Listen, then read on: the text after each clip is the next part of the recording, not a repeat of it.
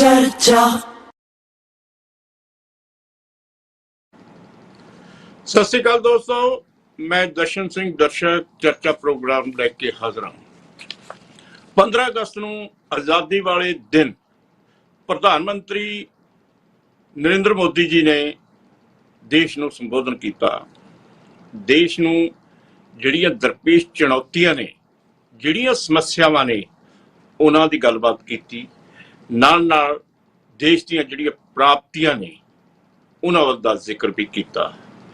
ਇਸ ਸਮੇਂ ਦੌਰਾਨ ਉਹਨਾਂ ਨੇ ਬਹੁਤ ਕੁਛ ਇਹ ਦੱਸਿਆ ਕਿ 10 ਸਾਲਾਂ ਦੇ ਵਿੱਚ ਉਹਨਾਂ ਦੀ ਸਰਕਾਰ ਨੇ ਕੀ ਕੁਛ ਕੀਤਾ ਤੇ ਆਉਣ ਵਾਲੇ ਸਮੇਂ ਦੇ ਵਿੱਚ ਕੀ ਕਰਨ ਜਾ ਰਹੀ ਹੈ। ਇਸ ਸਮੇਂ ਦੌਰਾਨ ਉਹਨਾਂ ਨੇ ਜਿਹੜੀ ਵਿਸ਼ੇਸ਼ ਗੱਲ ਕਹੀ ਕਿ ਆਉਂਦੇ 15 ਅਗਸਤ ਨੂੰ ਯਾਨੀ ਕਿ 2024 ਦੇ 15 ਅਗਸਤ ਨੂੰ ਵੀ ਉਹ ਲਾਲ ਕਿਲੇ ਤੋਂ ਸੰਬੋਧਨ ਕਰਨਗੇ। ਇਸ ਬਿਆਨ ਦੇ ਉੱਤੇ ਵਿਰੋਧੀ ਧਿਰ ਕਾਫੀ ਗਰਮ ਹੋਈ। ਉਹਨਾਂ ਨੂੰ ਇਹ ਲੱਗਿਆ ਕਿ ਇਹ ਜਿਹੜਾ ਪ੍ਰਧਾਨ ਮੰਤਰੀ ਦਾ ਭਾਸ਼ਣ ਨਹੀਂ ਬਲਕਿ ਇੱਕ ਸਿਆਸੀ ਭਾਸ਼ਣ ਹੋ ਨਿਬੜਿਆ। ਅੱਜ ਆਪਾਂ ਇਸ ਗੱਲ ਦੇ ਉੱਤੇ ਚਰਚਾ ਕਰਨ ਜਾ ਰਹੇ ਹਾਂ ਕਿ ਇਹ ਸਿਆਸੀ ਭਾਸ਼ਣ ਸੀ ਜਾਂ ਇੱਕ ਪ੍ਰਧਾਨ ਮੰਤਰੀ ਦਾ ਸੰਬੋਧਨ ਸੀ। ਇਸ ਚਰਚਾ ਦੇ ਵਿੱਚ ਸਾਡੇ ਵਿੱਚ ਸ਼ਾਮਲ ਨੇ ਸੀਨੀਅਰ ਪੱਤਰਕਾਰ ਸਟੀਕ ਟਿੱਪਣੀਕਾਰ ਵਰਿੰਦਰ ਸ਼ਰਮਾ ਜੀ। ਇਸ ਤੋਂ ਇਲਾਵਾ ਭਾਰਤੀ ਜਨਤਾ ਪਾਰਟੀ ਤੋਂ ਐਡਵੋਕੇਟ ਸੰਜੇ ਕਪੂਰ ਜੀ, ਆਮ ਆਦਮੀ ਪਾਰਟੀ ਤੋਂ ਪ੍ਰਣਵ ਧਵਨ ਜੀ, ਕਾਂਗਰਸ ਤੋਂ ਜਗਮੀਤ ਢਿੱਲੋਂ ਜੀ, ਇਸੇ ਤਰੀਕੇ ਦੇ ਨਾਲ ਅਕਾਲੀ ਦਲ ਤੋਂ ਸਾਡੇ ਵਿੱਚ KS ਮਠਾੜੂ ਸ਼ਾਮਲ ਨੇ। ਤੁਹਾਡਾ ਸਾਰਿਆਂ ਦਾ ਸਵਾਗਤ ਹੈ ਜੀ। ਵਰਿੰਦਰ ਸ਼ਰਮਾ ਜੀ, ਤੁਸੀਂ ਉਹ ਭਾਸ਼ਣ ਸੁਣਿਆ ਵੀ ਤੇ ਇਸ ਦੇ ਉੱਤੇ ਸਾਡੀ ਆਪਸ ਦੇ ਵਿੱਚ ਵੀ ਚਰਚਾ ਹੋਈ ਹੈ। ਕਿਵੇਂ ਲੈਂਦੇ ਹੋ ਉਸ ਭਾਸ਼ਣ ਨੂੰ? ਸਾਰਿਆਂ ਨੂੰ ਬਹੁਤ ਬਹੁਤ ਨਮਸਕਾਰ, ਆਦਾਬ, ਸਤਿ ਸ੍ਰੀ ਅਕਾਲ। ਗੱਲ ਇਹ ਹੈ ਕਿ ਮੈਂ 72 ਸਾਲ ਦੀ ਉਮਰ ਹੋ ਗਈ ਹੈ ਔਰ ਕਰੀਬ ਮੈਂ 50 ਭਾਸ਼ਣ ਪ੍ਰਧਾਨ ਮੰਤਰੀਆਂ ਦੇ ਜ਼ਰੂਰ ਸੁਣੇ ਨੇ 15 ਅਗਸਤ ਨੂੰ। ਪਰ ਪਹਿਲੀ ਵਾਰੀ ਮੈਂ ਇਹ ਸੁਣਿਆ ਕਿ ਇੱਕ ਪ੍ਰਧਾਨ ਮੰਤਰੀ ਇਹ ਕਹਿ ਰਿਹਾ ਕਿ ਮੈਂ ਅਗਲੇ ਸਾਲ ਫਿਰ ਆ ਕੇ ਝੰਡਾ ਲਹਿਰਾਵਾਂਗਾ, ਜਦੋਂ ਕਿ ਉਹਦੀ ਟੈਨਿਓਰ ਦਾ ਆਖਰੀ ਸਾਲ ਹੈ। ਜੇ ਉਹ ਦੂਜੇ ਸਾਲ ਤੀਜੇ ਸਾਲ ਕਹਿੰਦੇ ਤੇ ਕੋਈ ਗੱਲ ਨਹੀਂ ਸੀ, ਕਿਉਂਕਿ ਅਗਲੇ ਸਾਲ ਉਹਨਾਂ ਦੀ ਜ਼ਿੰਦਗੀ ਰਵੇ ਤੇ ਉਹਨਾਂ ਨੇ ਜ਼ਰੂਰ ਝੰਡਾ ਚੜਾਉਣਾ ਹੁੰਦਾ ਹੈ ਪ੍ਰਧਾਨ ਮੰਤਰੀ ਨੇ। ਪਰ ਇਸ ਟੈਨਿਓਰ ਦਾ ਆਖਰੀ ਸਾਲ, ਇਸ ਵੇਲੇ ਇਹ ਕਹਿਣਾ ਕਿ ਮੈਂ ਅਗਲੇ ਸਾਲ ਵੀ ਆ ਕੇ ਝੰਡਾ ਚੜਾਉਣਾ ਹੈ ਲਾਲ ਕਿਲੇ ਤੋਂ ਪ੍ਰਧਾਨ ਮੰਤਰੀ ਦੇ ਤੌਰ 'ਤੇ। ਅਦਰਵਾਈਜ਼ ਸਿਆਸੀ ਤੌਰ ਤੇ ਉਹਨਾਂ ਨੂੰ ਰਾਈਟ ਹੈ, ਉਹ ਕਹਿ ਸਕਦੇ ਨੇ, ਕੋਈ ਉਹ ਰੈਲੀ 'ਚ ਹੋਣ, ਜਲਸੇ 'ਚ ਹੋਣ, ਮੀਟਿੰਗ 'ਚ ਹੋਣ, ਜ਼ਰੂਰ ਕਹਿਣਾ ਚਾਹੀਦਾ ਉਹਨਾਂ ਨੂੰ, ਕਿਉਂਕਿ ਉਹਦੇ ਨਾਲ ਮੋਰਲ ਬੂਸਟ ਹੁੰਦਾ ਹੈ ਉਹਨਾਂ ਦੇ ਵਰਕਰਸ ਦਾ, ਪਾਰਟੀ ਦਾ। ਔਰ ਉਹ ਕੋਈ ਵੀ ਕਹਿ ਸਕਦਾ ਹੈ, ਰਾਹੁਲ ਗਾਂਧੀ ਨੂੰ ਵੀ ਰਾਈਟ ਹੈ, ਉਹ ਵੀ ਕਹਿ ਸਕਦਾ ਹੈ ਕਿ ਮੈਂ ਅਗਲੇ ਸਾਲ ਪ੍ਰਧਾਨ ਮੰਤਰੀ ਬਣ ਕੇ ਆਵਾਂਗਾ, ਮੈਂ ਚੜਾ ਸਕਦਾ, ਕੋਈ ਵੀ ਹੈ। ਇਹ ਜਿਹੜਾ ਪਹਿਲੀ ਵਾਰੀ ਮੈਂ ਇਹ ਦੇਖਿਆ ਇਹ 2-3 ਗੱਲਾਂ ਨੇ। ਜਾਂ ਤਾਂ ਇਹ ਕਹਿ ਸਕਦੇ ਆ ਕਿ ਉਹ ਇੰਨੇ ਕੌਨਫੀਡੈਂਟ ਨੇ ਕਿ ਉਹਨਾਂ ਨੂੰ ਪਤਾ ਹੈ ਕਿ ਮੈਂ ਜਿੱਤਣਾ ਹੀ ਜਿੱਤਣਾ ਤੇ ਮੈਂ ਪ੍ਰਧਾਨ ਮੰਤਰੀ ਬਣਨਾ ਹੀ ਬਣਨਾ। ਹਾਲਾਂਕਿ ਲੋਕਤੰਤਰ ਦੇ ਵਿੱਚ ਇਹ ਹੁੰਦਾ ਨਹੀਂ। ਲੋਕਤੰਤਰ ਕੀ ਹੈ ਕਿ ਜੇ BJP ਕੋਲ ਵੀ ਮੈਜੋਰਟੀ ਆ ਜਾਵੇ ਤਾਂ ਵੀ ਪ੍ਰਧਾਨ ਮੰਤਰੀ ਉਹਨਾਂ ਦੇ MPs ਨੇ ਚੁਣਨਾ ਹੁੰਦਾ ਹੈ ਔਰ ਜਿਹੜੀ ਉਹਨੂੰ ਜਿਹਨੂੰ ਪਾਰਟੀ ਚੁਣਦੀ ਹੈ ਉਹ ਬਣਦਾ ਹੈ ਪ੍ਰਧਾਨ ਮੰਤਰੀ। ਸੋ ਵਾਲਿਆਂ ਨੂੰ ਤਾਂ ਜ਼ਰੂਰ ਚੰਗੀ ਲੱਗੀ ਹੋਏਗੀ, RSS ਵਾਲਿਆਂ ਨੂੰ ਜ਼ਰੂਰ ਚੰਗੀ ਲੱਗੀ ਹੋਏਗੀ, ਪਰ ਖਾਲੀ ਇਸ਼ਨ ਦੀ ਗੱਲ ਨਹੀਂ ਹੈਗੀ। ਆਮ ਆਦਮੀ ਨੂੰ ਵੀ, ਆਮ ਆਦਮੀ ਪਾਰਟੀ ਨਹੀਂ ਮੈਂ ਕਹਿ ਰਿਹਾ, ਆਮ ਆਦਮੀ ਨੂੰ ਵੀ ਇਹ ਗੱਲ ਨਹੀਂ ਚੰਗੀ ਲੱਗੀ। ਉਹ ਮਿਹਨਤ ਕਰਨ, ਉਹ ਜਿੱਤ ਕੇ ਆਣ, ਜੀ ਸਦਕੇ ਸਾਡੀਆਂ ਸ਼ੁਭਕਾਮਨਾਵਾਂ ਉਹਨਾਂ ਦੇ ਨਾਲ ਨੇ। ਔਰ ਜਦੋਂ ਉਹ ਜਿੱਤ ਕੇ ਆਣ ਫਿਰ ਉਹਨਾਂ ਦੀ ਪਾਰਟੀ ਉਹਨਾਂ ਨੂੰ ਪ੍ਰਧਾਨ ਮੰਤਰੀ ਚੁਣ ਲਵੇ ਤੇ ਉਹਨਾਂ ਨੂੰ ਸਾਰਿਆਂ ਨੇ ਦੇਖਣਾ ਹੈ, ਸਾਰਿਆਂ ਨੇ ਮੰਨਣਾ ਹੈ। ਸੋ ਇਹ ਜਿਹੜੀ ਚੀਜ਼ ਹੈ ਇਹ ਸਾਡੇ ਹਿੰਦੁਸਤਾਨ ਦੇ ਇਤਿਹਾਸ 'ਚ ਪਹਿਲੀ ਵਾਰੀ ਹੋਈ ਹੈ। ਔਰ ਮੇਰੇ ਖਿਆਲ 'ਚ ਕਿ ਹੁਣ ਦੂਸਰੇ ਲੋਕ ਜਿਹੜੇ ਨੇ ਉਹ ਤਾਂ ਕਹਿਣਗੇ ਕਿ ਅਹੰਕਾਰ ਹੈ, ਅਹੰਕਾਰ ਦੀ ਗੱਲ ਵੀ ਕਹਿਣਗੇ। ਜਿਹੜੇ ਵਿਰੋਧੀ ਨੇ ਉਹਨਾਂ ਨੂੰ ਰਾਈਟ ਹੈ ਉਹ ਕਹਿਣ ਕਿ ਇਹ ਅਹੰਕਾਰ ਹੈ, ਜਾਂ ਉਹ ਕਹਿਣ ਕਿ ਇਹ ਨਜੂਮੀ ਹੈ, ਇਹ ਕੋਈ ਜੋਤਸ਼ੀ ਹੈ ਜਾਂ ਇਹ ਰੱਬ ਹੈ, ਇਹਨੂੰ ਸਭ ਕੁਝ ਪਹਿਲਾਂ ਪਤਾ ਹੈ। ਔਰ ਮੈਂ ਇਹ ਜ਼ਰੂਰ ਕਹਿਣਾ ਚਾਹੁੰਦਾ, ਮੈਨੂੰ ਦੌਰ ਯਾਦ ਆਉਂਦਾ ਐਮਰਜੈਂਸੀ ਦਾ। ਉਸ ਵੇਲੇ ਇਹੀ ਅਹੰਕਾਰ इंदिरा गांधी च सी और लालू यादव का वेला, लालू जदों कहंदा सी जब तक समोसे में आलू रहेगा तब तक बिहार में लालू रहेगा। ये अहंकार जिस भी किसी ने किया ना जी, वो कभी भी चंगा नहीं लगता और लोकतंत्र दे विच इहो जिहा कभी होना नहीं चाहिए। दर्शक जी ठीक है जी, ਆਪਾਂ ਸੰਜੇ ਕਪੂਰ ਜੀ ਕੋਲ ਜਾਂਦੇ ਆ। ਸੰਜੇ ਜੀ, ਤੁਸੀਂ ਵਰਿੰਦਰ ਸ਼ਰਮਾ ਜੀ ਦੀ ਜਿਹੜੀ ਟਿੱਪਣੀ ਹੈ, ਜਿਹੜੀ ਪ੍ਰਤੀਕਿਰਿਆ ਪ੍ਰਧਾਨ ਮੰਤਰੀ ਦੇ ਭਾਸ਼ਣ ਦੇ ਉੱਤੇ ਉਸ ਤੁਸੀਂ ਸੁਣਿਆ, ਉਹਦੇ ਵਿੱਚ ਇਹ ਗੱਲ ਸਾਹਮਣੇ ਆਈ ਹੈ ਕਿ ਪ੍ਰਧਾਨ ਮੰਤਰੀ ਨੇ ਜੋ ਕੁਝ ਵੀ ਸੰਬੋਧਨ ਕੀਤਾ ਉਹਦੇ ਵਿੱਚ ਕੌਨਫੀਡੈਂਸ ਕੁਝ ਜ਼ਿਆਦਾ ਨਜ਼ਰ ਆ ਰਿਹਾ ਕਿ ਆਉਣ ਵਾਲੀਆਂ ਜਿਹੜੀਆਂ ਤੁਸੀਂ ਲੋਕ ਸਭਾ ਚੋਣਾਂ ਵੀ ਜਿੱਤਣ ਵਾਲੇ ਹੋ। ਇਸੇ ਗੱਲ ਕਰਕੇ ਪ੍ਰਧਾਨ ਮੰਤਰੀ ਇਹ ਕਹਿ ਰਹੇ ਨੇ ਕਿ ਆਉਣ ਵਾਲੇ ਸਮੇਂ ਦੇ ਵਿੱਚ 2024 ਤੋਂ ਜਦੋਂ 15 ਅਗਸਤ ਆਊਗਾ ਤਾਂ ਉਹ ਉੱਥੇ ਸੰਬੋਧਨ ਕਰਨਗੇ। ਤੁਹਾਡਾ ਕੀ ਕਹਿਣਾ? दर्शन जी, मैं वरिंदर जी की गल बड़े ध्यान के नाल सुनी है। वरिंदर जी बड़े सीनियर जर्नलिस्ट है। मैं एक गल इन्होंने जरूर कहना चाहना वा कि गल अहंकार की नहीं, ये गल हैगी है clarity of thought, clarity of vision की, ते हिंदुस्तान के लोगों के प्यार की, ते हिंदुस्तान के लोगों के विश्वास की। अज देश की जनता प्रधानमंत्री नरेंद्र मोदी जी से पूरा विश्वास करती है। आज गली गली कुचे कुचे चले जाओ, किसी बच्चे को पूछ लो, वो हाँ कहेगा हाँ चलो थोड़ी बहुत कमी हो सकती है, पर प्रधानमंत्री से नरेंद्र मोदी जी ही होना चाहिए। सो कहने का मतलब है कि नरेंद्र मोदी जी की जी पॉपुलैरिटी है ना, वो काफी हद तक काफी अगे बढ़ चुकी हुई है। लोगों के मन के विच, लोगों के दिल के विच मोदी जी के प्रति एक बड़ा बड़ा विश्वास है। सो मैं समझना जो प्रेम है, जो प्यार है, जो विश्वास है लोगों का, यह प्रधानमंत्री नरेंद्र मोदी जी को लाल किले तो यह बोलने से मजबूर करता पाया सी कि अगले साल वो दोबारा लाल किले तो प्रधानमंत्री के रूप के विच इस देश को एड्रैस करेंगे। सो ये मैं अहंकार की कोई गल नहीं समझता है। दूसरी गल, साडी जिहड़ी गवर्नमेंट रही है ना, वो सरकार जो 2014 के विच आई सी ना, वो बेसिकली 3 मोटिव लगे सी: सेवा, सुशासन ते गरीब कल्याण। और इहो मुद्दों ते बेसिकली साडी पिछले 9 साल सरकार काम करती आई है। तो जिन्नियां भी योजनावां देखो वो गरीब कल्याण लई आपां शुरू कीतियां हुई है। मैं हुण तुहानूं योजनावां दे गिनाना चालू करा ते तुहानूं पता लगेगा। गल्लां बड़ियां छोटियां छोटियां आईयां सी।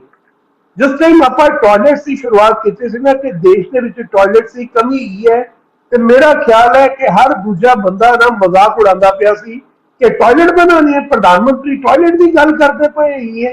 तो मैं उन्होंने एक गल जवाब आप जरूर देंदे सी कि देश नूं आजाद होए इन्ने साल हो गए, फिर भी सानू टॉयलेट, देश की बदकिस्मती ही है कि इन्ने साल बाद भी अज आप नैशनल लेवल पे टॉयलेट की गल करने पे। लगभग 11 करोड़ तो वध टॉयलेट देश के विच साडी गवर्नमेंट के टेन्योर दे विच बने हैं। हुण वो औरतां नूं पुछो, पिंडां दी औरतां नूं पुछो जाके जिन्हां दे घर टॉयलेट नहीं सी गए, जिन्हां नूं खुले दे विच शौच लई जाना पैंदा सी, उन्हां लई ओह किड्डी वड्डी गल सी। गल ते बड़ी छोटी जही है, पर उस औरत लई इह गल बहुत वड्डी ही सी। मुद्दा क्या आ गया है कि जो काम बीजेपी की गवर्नमेंट ने 9 सालों के विच कीते है ना, वो लोगों का उन्हें विश्वास जितया है, लोगों का दिल जिते है। वो छोटे छोटे मुद्दे जिन्हों में बड़े बड़े नेता कभी ध्यान ही नहीं सी देंदे कि भी ये भी कोई मुद्दे है, वो बड़िया बड़िया गल्लां करते सी क्योंकि बड़ी बड़ी मिनिस्ट्रियां मिल जाती है। फिर बंदे नूं लगदा मैं बड़िया बड़ी मिनिस्ट्री लैना वा, बड़ी बड़ी गड्डियां च जाना वा, बड़े बड़े बंदियां दे विच बैठना वा ते बड़िया बड़िया गल्लां करा। पर जरूरत देश नूं छोटियां गल्लां करन दी कीती, छोटे लेवल तो छोटे छोटे मुद्दियां नूं देश से समझण दी जरूरत हैगी सी, जड़ा कि प्रधानमंत्री नरेंद्र मोदी जी ने बड़े अच्छे ढंग नाल देश के छोटे छोटे मुद्दों को समझिया और उस मुद्दों को दूर करने की, उस प्रॉब्लम को दूर करने की कोशिश की। मैं 2 दिन पुरानी तुहानूं गल दसदा पिया वां। इत्थे साडे शहर दे विच अमृतसर दे विच एक टेंपो वाला अनाउंसमेंट करदा पिया सी रेहड़ी वाले वास्ते कि तुसीं अपना आधार कार्ड लेके आओ, राशन कार्ड लेके आओ, तुहानूं 10,000 रुपए का आपां लोन देवांगे। क्या कोई रेहड़ी वाला बैंक सोच सकता सी कभी कि बैंक वाले वजह मार मार के उन्हें 10,000 रुपए का कर्जा देंगे? 10,000 रुपए की रकम एक बड़े बंदे लिए बड़ी छोटी हो सकती है, ਪਰ ਇੱਕ ਰੇਹੜੀ ਵਾਲੇ ਵਾਸਤੇ ਉਹ 10,000 ਰੁਪਇਆ ਉਹਦਾ ਜੀਵਨ ਬਦਲ ਸਕਦਾ ਹੁੰਦਾ। ਹੁਣ ਕਿਆ ਕਦੀ ਕੋਈ ਰੇਹੜੀ ਵਾਲਾ ਜਾਂ ਛੋਟੇ ਲੈਵਲ ਦਾ ਬੰਦਾ ਇਹੋ ਜਿਹੀ ਗੱਲਾਂ ਸੋਚ ਸਕਦਾ ਸੀ ਕਿ ਸਰਕਾਰ ਉਹਨੂੰ ਆਵਾਜ਼ ਮਾਰ ਕੇ ਕਹੇਗੀ ਕਿ ਤੂੰ 10,000 ਰੁਪਇਆ ਲੋਨ ਲੈ ਲੈ ਤੇ ਆਪਣੀ ਰੇਹੜੀ ਨੂੰ ਸਹੀ ਤਰੀਕੇ ਚਲਾ ਲੈ। ਮੁੱਦਾ ਕੀ ਹੈਗਾ ਵੈ ਕਿ ਜੋ ਵੀ ਕੰਮ ਬੀਜੇਪੀ ਦੀ ਸਰਕਾਰ ਨੇ ਮੋਦੀ ਜੀ ਦੇ ਨੇਤਰਤਵ ਦੇ ਵਿੱਚ ਕੀਤੇ ਹੈ ਨਾ ਹਿੰਦੁਸਤਾਨ ਦੇ ਵਿੱਚ, ਉਹਨੇ ਗਰੀਬ ਗੁਰਬੇ ਨੂੰ, ਛੋਟੇ ਬੰਦੇ ਨੂੰ ਅੰਤ ਤੱਕ ਛੂਇਆ ਹੈਗਾ ਵੈ ਔਰ ਉਸ ਛੋਟੇ ਤੋਂ ਛੋਟੇ ਬੰਦੇ ਨੂੰ ਟੱਚ ਕਰਨ ਦੀ ਕੋਸ਼ਿਸ਼ ਕੀਤੀ ਹੈ ਜਿਹਨੂੰ ਕੋਈ ਪੁੱਛਦਾ ਨਹੀਂ ਸੀਗਾ। ਅੱਜ ਤੁਸੀਂ ਸਬਜ਼ੀ ਵਾਲੇ ਕੋਲ ਚਲੇ ਜਾਓ, ਕਿਸੇ ਰੇਹੜੀ ਵਾਲੇ ਕੋਲ, ਉਹਨੇ ਵੀ ਉਹ UPI ਦਾ ਲਗਾਇਆ ਹੁੰਦਾ ਹੈ ਕਿ ਯਾਰ ਇਹ UPI। ਕਦੀ ਇਹ ਛੋਟੇ ਲੈਵਲ ਦੇ ਬੰਦੇ ਬੈਂਕਾਂ 'ਚ ਜਾਣ ਦੀ ਸੋਚ ਸਕਦੇ ਸੀ?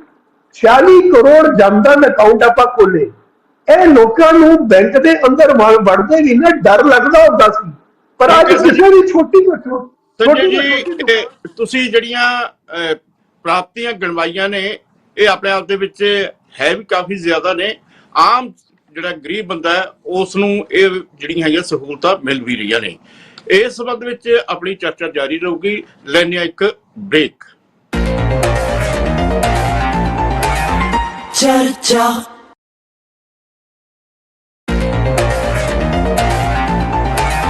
ਚਰਚਾ ਬ੍ਰੇਕ ਤੋਂ ਬਾਅਦ ਫਿਰ ਹਾਜ਼ਰ ਹੁੰਦੇ ਆ। ਸੰਜੇ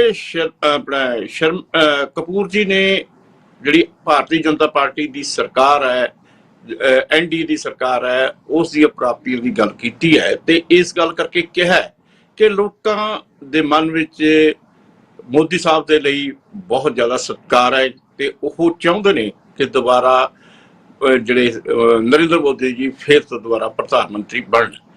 ਤੇ ਇਸ ਦੌਰਾਨ ਜਿਹੜੀ ਹੈ ਤੁਹਾਨੂੰ ਪਤਾ ਹੈ ਕਿ ਸਿਆਸੀ ਹਲਚਲ ਇਹ ਹੈ ਕਿ ਇੰਡੀਆ ਨਾਂ ਦਾ ਇੱਕ ਗੱਠਜੋੜ ਬਣ ਚੁੱਕਿਆ ਹੈ ਜਿਹਦੇ ਵਿੱਚ ਆਮ ਆਦਮੀ ਪਾਰਟੀ ਵੀ ਸ਼ਾਮਲ ਹੈ ਤੇ ਕਾਂਗਰਸ ਵੀ ਸ਼ਾਮਲ ਹੈ।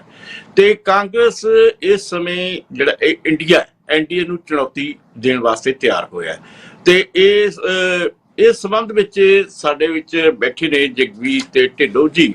ਢਿੱਲੋਂ ਸਾਹਿਬ, ਤੁਸੀਂ ਕੀ ਮਹਿਸੂਸ ਕਰਦੇ ਹੋ ਕਿ ਪ੍ਰਧਾਨ ਮੰਤਰੀ ਉਹਨਾਂ ਨੇ ਜੋ ਆਪਣਾ ਦਿੱਤਾ ਸੰਬੋਧਨ ਕੀਤਾ ਹੈ ਉਹ ਸਿਆਸੀ ਸੀ ਜਾਂ ਇੱਕ ਪ੍ਰਧਾਨ ਮੰਤਰੀ ਵਜੋਂ ਉਹਨਾਂ ਨੇ ਸੰਬੋਧਨ ਕੀਤਾ ਸੀਗਾ?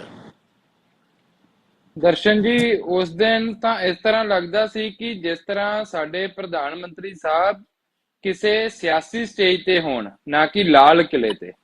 ਸੋ ਇਹ ਬੜੀ ਹੈਰਾਨਗੀ ਦੀ ਗੱਲ ਹੈ ਕਿ ਜਦੋਂ ਅਸੀਂ ਇੱਕ ਉਸ ਅਹੁਦੇ ਤੇ ਹੋਈਏ ਅਤੇ ਉੱਥੇ ਅਸੀਂ ਬੈਠੇ ਸੀ, ਉਸ ਦਿਨ ਆਏ ਸੀ ਅਸੀਂ ਸੰਬੋਧਨ ਕਰਨ, ਦੇਸ਼ ਦੀ ਆਜ਼ਾਦੀ ਤੇ ਬੋਲਣ ਲਈ, ਦੇਸ਼ ਦੇ ਭਵਿੱਖ ਤੇ ਬੋਲਣ ਲਈ, ਦੇਸ਼ ਦੇ ਅੱਜ ਤੇ ਬੋਲਣ ਲਈ ਅਤੇ ਜੋ ਵੀ ਦੇਸ਼ ਵਿੱਚ ਚੱਲ ਰਿਹਾ ਹੈ ਦੇਸ਼ ਦੀ ਤਰੱਕੀ ਤੇ ਬੋਲਣ ਲਈ। ਬਟ ਉੱਥੇ ਮੋਦੀ ਜੀ ਵੱਲੋਂ ਇਹ ਗੱਲ ਕਹਿਣਾ ਕਿ ਆਉਣ ਵਾਲੇ ਸਮੇਂ ਦੇ ਵਿੱਚ ਵੀ ਮੈਂ ਦੁਬਾਰਾ ਪ੍ਰਧਾਨ ਮੰਤਰੀ ਬਣ ਕੇ ਇੱਥੇ ਸੰਬੋਧਨ ਕਰਾਂਗਾ, ਮੈਂ ਸਮਝਦਾ ਕਿਤੇ ਨਾ ਕਿਤੇ ਇਹਨਾਂ ਦਾ ਅਹੰਕਾਰ ਬੋਲਦਾ ਹੈ ਦਰਸ਼ਨ ਜੀ। ਕਿਉਂਕਿ ਨਾ ਤਾਂ ਇਹ 2024 ਦੇ PM ਕੈਂਡੀਡੇਟ ਹਾਲੇ ਤੱਕ BJP ਵੱਲੋਂ ਅਨਾਉਂਸ ਹੋਏ ਨੇ, ਜਿਹੜੀ ਇਹਨਾਂ ਦੀ ਕਮੇਟੀ ਬੈਠਦੀ ਹੁੰਦੀ ਹੈ, ਜਾਂ ਤਾਂ ਫਿਰ ਸਾਰੇ ਅਖਤਿਆਰ ਨਰਿੰਦਰ ਮੋਦੀ ਜੀ ਨੂੰ ਦੇ ਦਿੱਤੇ ਗਏ ਨੇ ਕਿ ਕੋਈ ਹੋਰ ਬੋਲਣ ਲਈ ਤਿਆਰ ਹੀ ਨਹੀਂ।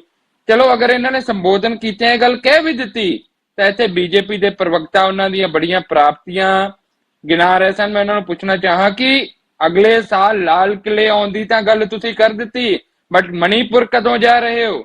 ਇਹ ਵੀ ਤਾਂ ਮੋਦੀ ਸਾਹਿਬ ਨੂੰ ਦੱਸ ਦੇਣਾ ਚਾਹੀਦਾ ਹੈ ਨਾ ਕਿ ਮੈਂ ਮਣੀਪੁਰ ਕਦੋਂ ਜਾਵਾਂਗਾ। ਕਿ ਮਣੀਪੁਰ ਦੇਸ਼ ਦਾ ਹਿੱਸਾ ਨਹੀਂ?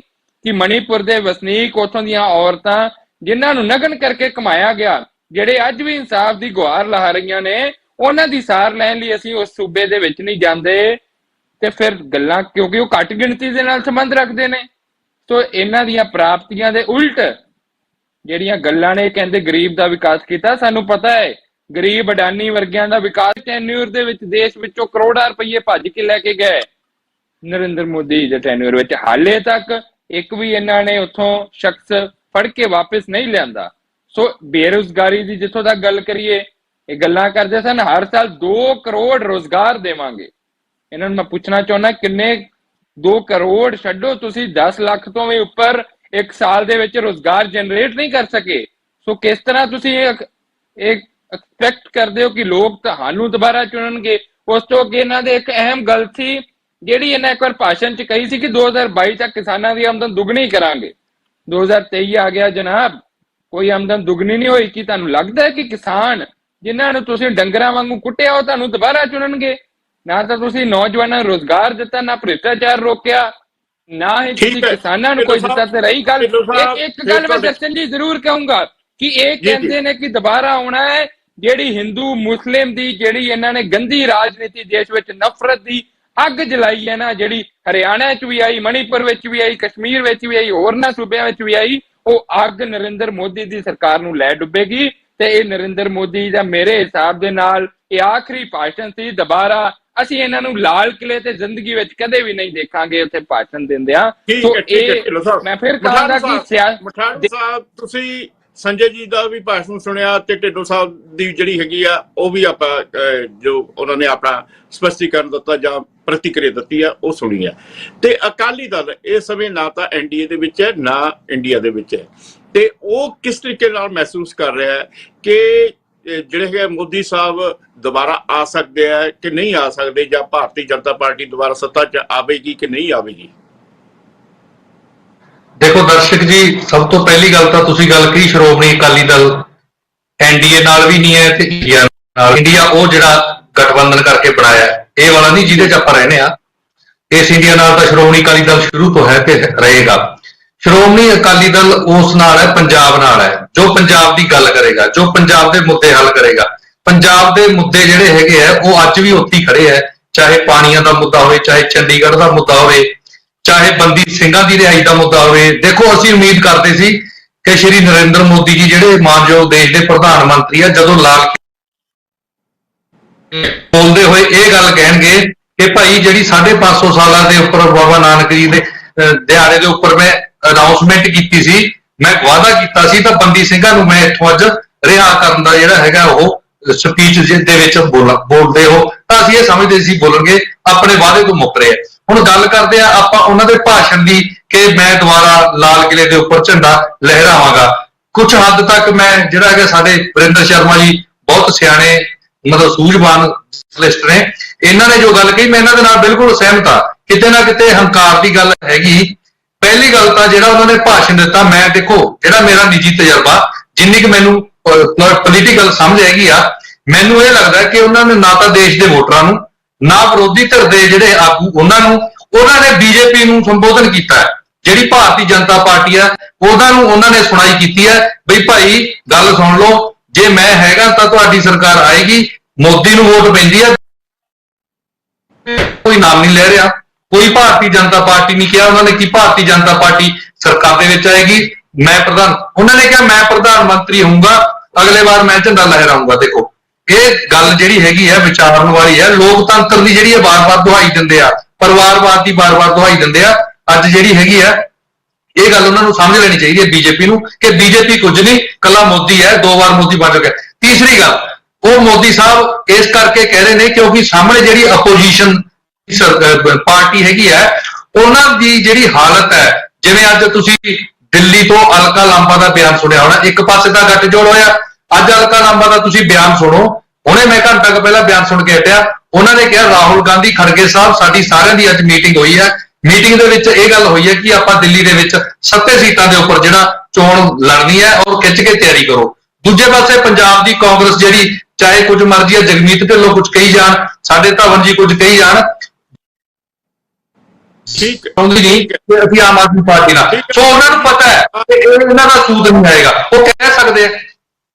ਧਵਨ ਜੀ, ਜਿਹੜੀ ਆਮ ਆਦਮੀ ਪਾਰਟੀ ਹੈ ਉਹ ਇਸ ਸਮੇਂ ਇੰਡੀਆ ਜਿਹੜਾ ਗੱਠਜੋੜ ਆ ਉਸ ਦਾ ਇੱਕ ਹਿੱਸਾ ਵੀ ਹੈ, ਤੇ ਉਸ ਇੰਡੀਆ ਦੇ ਗੱਠਜੋੜ ਦੇ ਹਿੱਸੇ ਵਜੋਂ ਤੁਸੀਂ ਪ੍ਰਧਾਨ ਮੰਤਰੀ ਉਹਨਾਂ ਦੇ ਜਿਹੜਾ ਸੰਬੋਧਨ ਸੀਗਾ ਉਸ ਨੂੰ ਕਿਸ ਤਰੀਕੇ ਨਾਲ ਲੈਂਦੇ ਹੋ? ਦਰਸ਼ਨ ਜੀ, ਸਭ ਤੋਂ ਪਹਿਲਾਂ ਚੜ੍ਹਦੀ ਕਲਾ ਦੇਖ ਰਹੇ ਦਰਸ਼ਕਾਂ ਨੂੰ ਮੇਰੀ ਪਿਆਰ ਭਰੀ ਨਮਸਕਾਰ, ਸਤਿ ਸ਼੍ਰੀ ਅਕਾਲ। ਸਾਰੇ ਸਾਥੀ ਪੈਨਲਿਸਟਾਂ ਨੂੰ ਪਿਆਰ ਭਰੀ ਨਮਸਕਾਰ। ਦੇਖੋ ਮੈਂ ਸਾਰੇ ਬੁਲਾਰਿਆਂ ਦੀ ਗੱਲ ਸੁਣੀ, ਮੈਂ ਆਪਣੀ ਗੱਲ ਦੀ ਸ਼ੁਰੂਆਤ 2 ਸ਼ਬਦਾਂ ਨਾਲ ਕਰਾਂਗਾ। ਹੋ ਰਿਹਾ ਹੈ ਕਤਲ ਕਾਨੂੰਨ ਦਾ, पूरा सिस्टम है मौन, कातिल ही थानेदार है, रपट लिखेगा कौन। जी हाँ, मैं अपने देश के प्रधानमंत्री मोदी जी वजीर आजम बारे गल कर रहा ਕਿਉਂਕਿ ਅੱਜ ਦੇਸ਼ ਦੇ ਵਿੱਚ ਜੋ ਅੱਜ ਡਰ ਦਾ ਮਾਹੌਲ ਹੈ, ਜੋ ਅੱਜ ਦੇਸ਼ ਦੇ ਵਿੱਚ ਲੋਕਤੰਤਰ ਦਾ ਕਤਲ ਹੋ ਰਿਹਾ ਹੈ, ਸੰਵਿਧਾਨ ਦੀ ਉਲੰਘਣਾ ਹੋ ਰਹੀ ਹੈ, ਇਹ ਕਿਸੇ ਤੋਂ ਛੁਪੀ ਨਹੀਂ ਹੈ। ਇਹਨਾਂ ਹੀ ਨਹੀਂ, ਇਹ ਜਿਹੜੀ ਤੁਸੀਂ ਗੱਲ ਕਹੀ, ਜਿਹੜਾ ਇਹ ਭਾਸ਼ਣ ਦਿੱਤਾ ਗਿਆ, ਇਹ ਇਤਿਹਾਸ ਦੇ ਵਿੱਚ ਉਹ ਕਾਲਾ ਦਿਨ ਸੀ ਜਦੋਂ ਇੱਕ ਪ੍ਰਧਾਨ ਮੰਤਰੀ ਗੱਲ ਕਰ ਰਹੇ ਸੀ, ਲੱਗ ਰਿਹਾ ਸੀ ਕਿ ਇੱਕ ਪਾਰਟੀ ਦਾ ਪ੍ਰਵਕਤਾ ਗੱਲ ਕਰ ਰਿਹਾ, ਕੋਈ ਪ੍ਰਧਾਨ ਮੰਤਰੀ ਨਹੀਂ ਬੋਲ ਰਿਹਾ।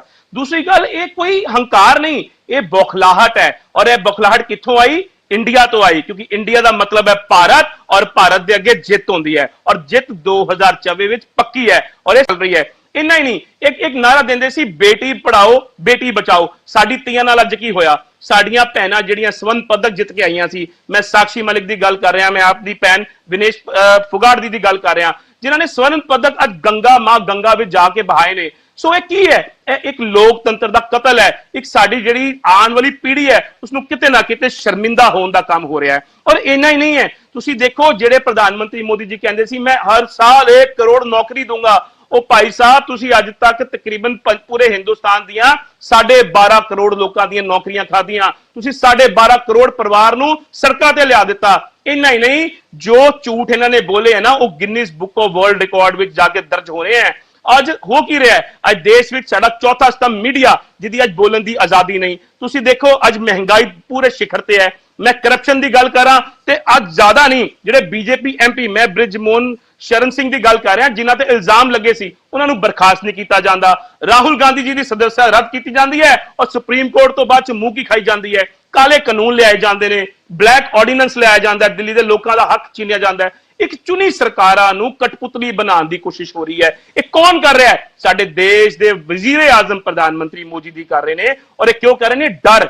ਇਹ ਡਰ ਹੈ ਕਿਉਂਕਿ ਉਹਨਾਂ ਨੂੰ ਆਉਣ ਵਾਲੇ ਸਮੇਂ ਵਿੱਚ ਆਪਣੀ ਹਾਰ, ਕਰਾਰੀ ਹਾਰ ਦਿਖਾਈ ਦੇ ਰਹੀ ਹੈ। ਉਹਨਾਂ ਨੂੰ ਪਤਾ ਹੈ ਦੇਸ਼ ਦੇ ਲੋਕ ਉਹਨਾਂ ਦੀ ਸੱਚਾਈ ਜਾਣ ਚੁੱਕੇ ਨੇ, ਔਰ ਆਉਣ ਵਾਲਾ ਸਮਾਂ ਇਹਨਾਂ ਦਾ ਭਵਿੱਖ ਕਾਲਾ ਕਰੂਗਾ। ਔਰ ਇਹਨਾਂ ਹੀ ਨਹੀਂ, ਮੈਂ ਤੁਹਾਨੂੰ ਇੱਕ ਹੋਰ ਗੱਲ ਕਰਦਾ ਹਾਂ, ਥੋੜੀ ਜੀ ਗੱਲ ਜਿਹੜੀ ਬੜੀ ਜ਼ਰੂਰੀ ਹੈ। ਅੱਜ ਦੇਸ਼ ਦੇ ਖਜ਼ਾਨੇ ਦੀ ਗੱਲ ਕਰੀਏ, ਮੈਂ ਜੀਡੀਪੀ ਦੀ ਗੱਲ ਕਰਦਾ ਹਾਂ। 2013 ਜਾਂ 2014 ਜਿਹੜੀ ਜੀਡੀਪੀ ਗਰੋਥ 8.74% ਸੀਗੀ, ਅੱਜ ਘਟ ਕੇ 4.79 ਤੇ ਆ ਗਈ ਹੈ। ਇਹ ਕਿਹਦੀ ਕਮੀ ਹੈ? ਇਹ ਕਿਹਦੀ ਨਲਾਇਕੀ ਹੈ? ਨਲਾਇਕੀਆਂ ਕੇਂਦਰ ਵਿੱਚ ਬੈਠੀ ਭਾਜਪਾ ਸਰਕਾਰ ਦੀ ਹੈ। ਇਹ ਭਾਜਪਾ ਸਰਕਾਰ ਜਿਹੜੀ ਗੱਲ ਕਰਦੀ ਸੀ $1 ਟ੍ਰਿਲੀਅਨ ਇਕਨੋਮੀ, ਮੈਨੂੰ ਦੱਸਣ ਇਹਨਾਂ ਨੇ ਆਰਬੀਆਈ ਤੋਂ ਲੋਨ ਮੰਗੇ। ਔਰ ਇੱਕ ਮਿੰਟ, ਬੜਾ ਇੰਪੋਰਟੈਂਟ ਪੁਆਇੰਟ ਹੈ, ਸਾਡੇ ਵਿੱਤ ਮੰਤਰੀ ਨੂੰ ਇਹ ਨਹੀਂ ਪਤਾ ਸੀ ਕਿ ਉਹ ਲੋਨ ਅਸੀਂ ਕਿੱਥੇ ਲਾਣੇ ਹੈ, ਕਿੱਥੇ ਇਸ ਪੈਸੇ ਦੀ ਅਦਾਇਗੀ ਕਰਨੀ ਹੈ। ਸੋ ਇਹਨਾਂ ਦੀਆਂ ਨਲਾਇਕੀਆਂ ਲੋਕਾਂ ਦੇ ਅੱਗੇ ਹੈ। ਠੀਕ ਹੈ, ਧਵਨ ਜੀ ਨੇ ਕਾਫੀ ਜਿਹੜਾ ਦੋਸ਼ ਲਗਾਏ ਨੇ, ਇਹ ਆਪਾਂ ਸੰਜੇ ਜੀ ਤੋਂ ਬਾਕੀ ਪਾਰਟੀ ਵਾਲਿਆਂ ਨੇ ਵੀ ਇਸ ਤਰ੍ਹਾਂ ਦੇ ਦੋਸ਼ ਲਗਾਏ ਨੇ। ਇਹ ਕਹਿ ਰਹੇ ਨੇ ਕਿ ਬੁਖਲਾਹਟ ਹੈ, ਬੁਖਲਾਹਟ ਕਰਕੇ ਇਸ ਤਰੀਕੇ ਨਾਲ ਹੁਣ ਭਾਜਪਾ ਇਸ ਤਰ੍ਹਾਂ ਦਾ ਰਿਐਕਸ਼ਨ ਕਰ ਰਹੀ ਹੈ। ਸੰਜੇ ਕਪੂਰ ਜੀ ਕੀ ਕਹਿਣਾ ਚਾਹੋਗੇ? ਕਾਂਗਰਸ ਦੇ ਪ੍ਰਵਕਤਾ ਉਹਨਾਂ ਦੀ ਗੱਲ ਦਾ ਜਵਾਬ ਦੇਣਾ ਚਾਹੁੰਦਾ ਹਾਂ। ਉਹਨਾਂ ਨੇ ਗੱਲ ਕੀਤੀ ਨੀਰਵ ਮੋਦੀ ਦੀ, ਵਿਜੇ ਮਾਲਿਆ ਦੀ, ਕਿ ਬਈ ਉਹ ਬੀਜੇਪੀ ਦੇ ਟੈਨਿਊਰ ਚ ਦੇਸ਼ ਛੱਡ ਕੇ ਭੱਜ ਗਏ, ਉਹਨਾਂ ਨੂੰ ਚਲੇ ਗਏ ਇੱਥੋਂ ਦੀ। ਉਹਨਾਂ ਤੇ ਐਕਸ਼ਨ ਕਾਰਵਾਈ ਚੱਲਦੀ ਪਈ ਹੈ। ਇਹਨਾਂ ਦੀ ਜਾਣਕਾਰੀ ਪਤਾ ਨਹੀਂ ਹੈ ਕਿ ਨਹੀਂ ਹੈ। ਔਰ ਦੂਸਰੀ ਗੱਲ ਇਹਨਾਂ ਨੂੰ ਮੈਂ ਯਾਦ ਕਰਾਉਣਾ ਚਾਹੁੰਦਾ ਕਿ ਨੀਰਵ ਮੋਦੀ ਤੇ ਵਿਜੇ ਮਾਲਿਆ ਨੂੰ ਜਿਹੜੇ ਲੋਨ ਦਿੱਤੇ ਗਏ ਸੀ ਨਾ, ਉਹ ਕਾਂਗਰਸ ਦੀ ਟੈਨਿਊਰ ਦੇ ਵਿੱਚ ਦਿੱਤੇ ਗਏ ਸੀ। ਬੀਜੇਪੀ ਦੇ ਟੈਨਿਊਰ ਚ ਉਹਨਾਂ ਨੂੰ ਲੋਨ ਨਹੀਂ ਸੀ ਦਿੱਤੇ। ਬੀਜੇਪੀ ਦੇ ਟਾਈਮ ਤੇ ਉਹਨਾਂ ਕੋਲ ਰਿਕਵਰੀ ਕਰਨ ਦੀ ਕੋਸ਼ਿਸ਼ ਕੀਤੀ ਗਈ ਸੀ। ਔਰ ਫਰਦਰ ਇਹਨਾਂ ਦੀ ਜਾਣਕਾਰੀ ਚ ਦੱਸਣਾ ਚਾਹੁੰਦਾ ਵਾਂ ਕਿ ਉਸ ਟਾਈਮ ਇਹਨਾਂ ਨੂੰ ਲੋਨ ਦਿਵਾਉਣ ਵਾਸਤੇ ਪੀ ਚਿਦੰਬਰਮ ਔਰ ਪ੍ਰਧਾਨ ਮੰਤਰੀ ਮਨਮੋਹਨ ਸਿੰਘ ਜੀ ਨੇ ਬੈਂਕਾਂ ਨੂੰ ਚਿੱਠੀਆਂ ਲਿਖੀਆਂ ਕਿ ਇਹਨਾਂ ਨੂੰ ਕਰਜ਼ੇ ਦਿਓ। ਕਿਆ ਕਾਂਗਰਸ ਆਪਣੇ ਤੋਂ ਪਿੱਛਾ ਛੁਡਾ ਸਕਦੀ ਹੈ?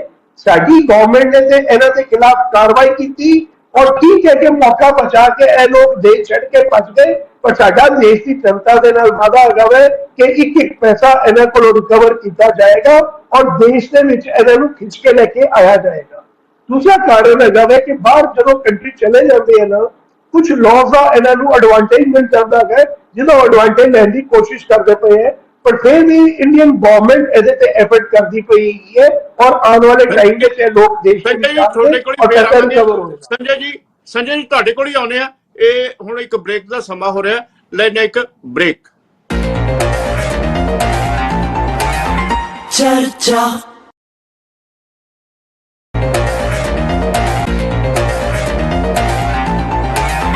ਚਰਚਾ ब्रेक तो बाद फिर हाजिर होने हैं। संजय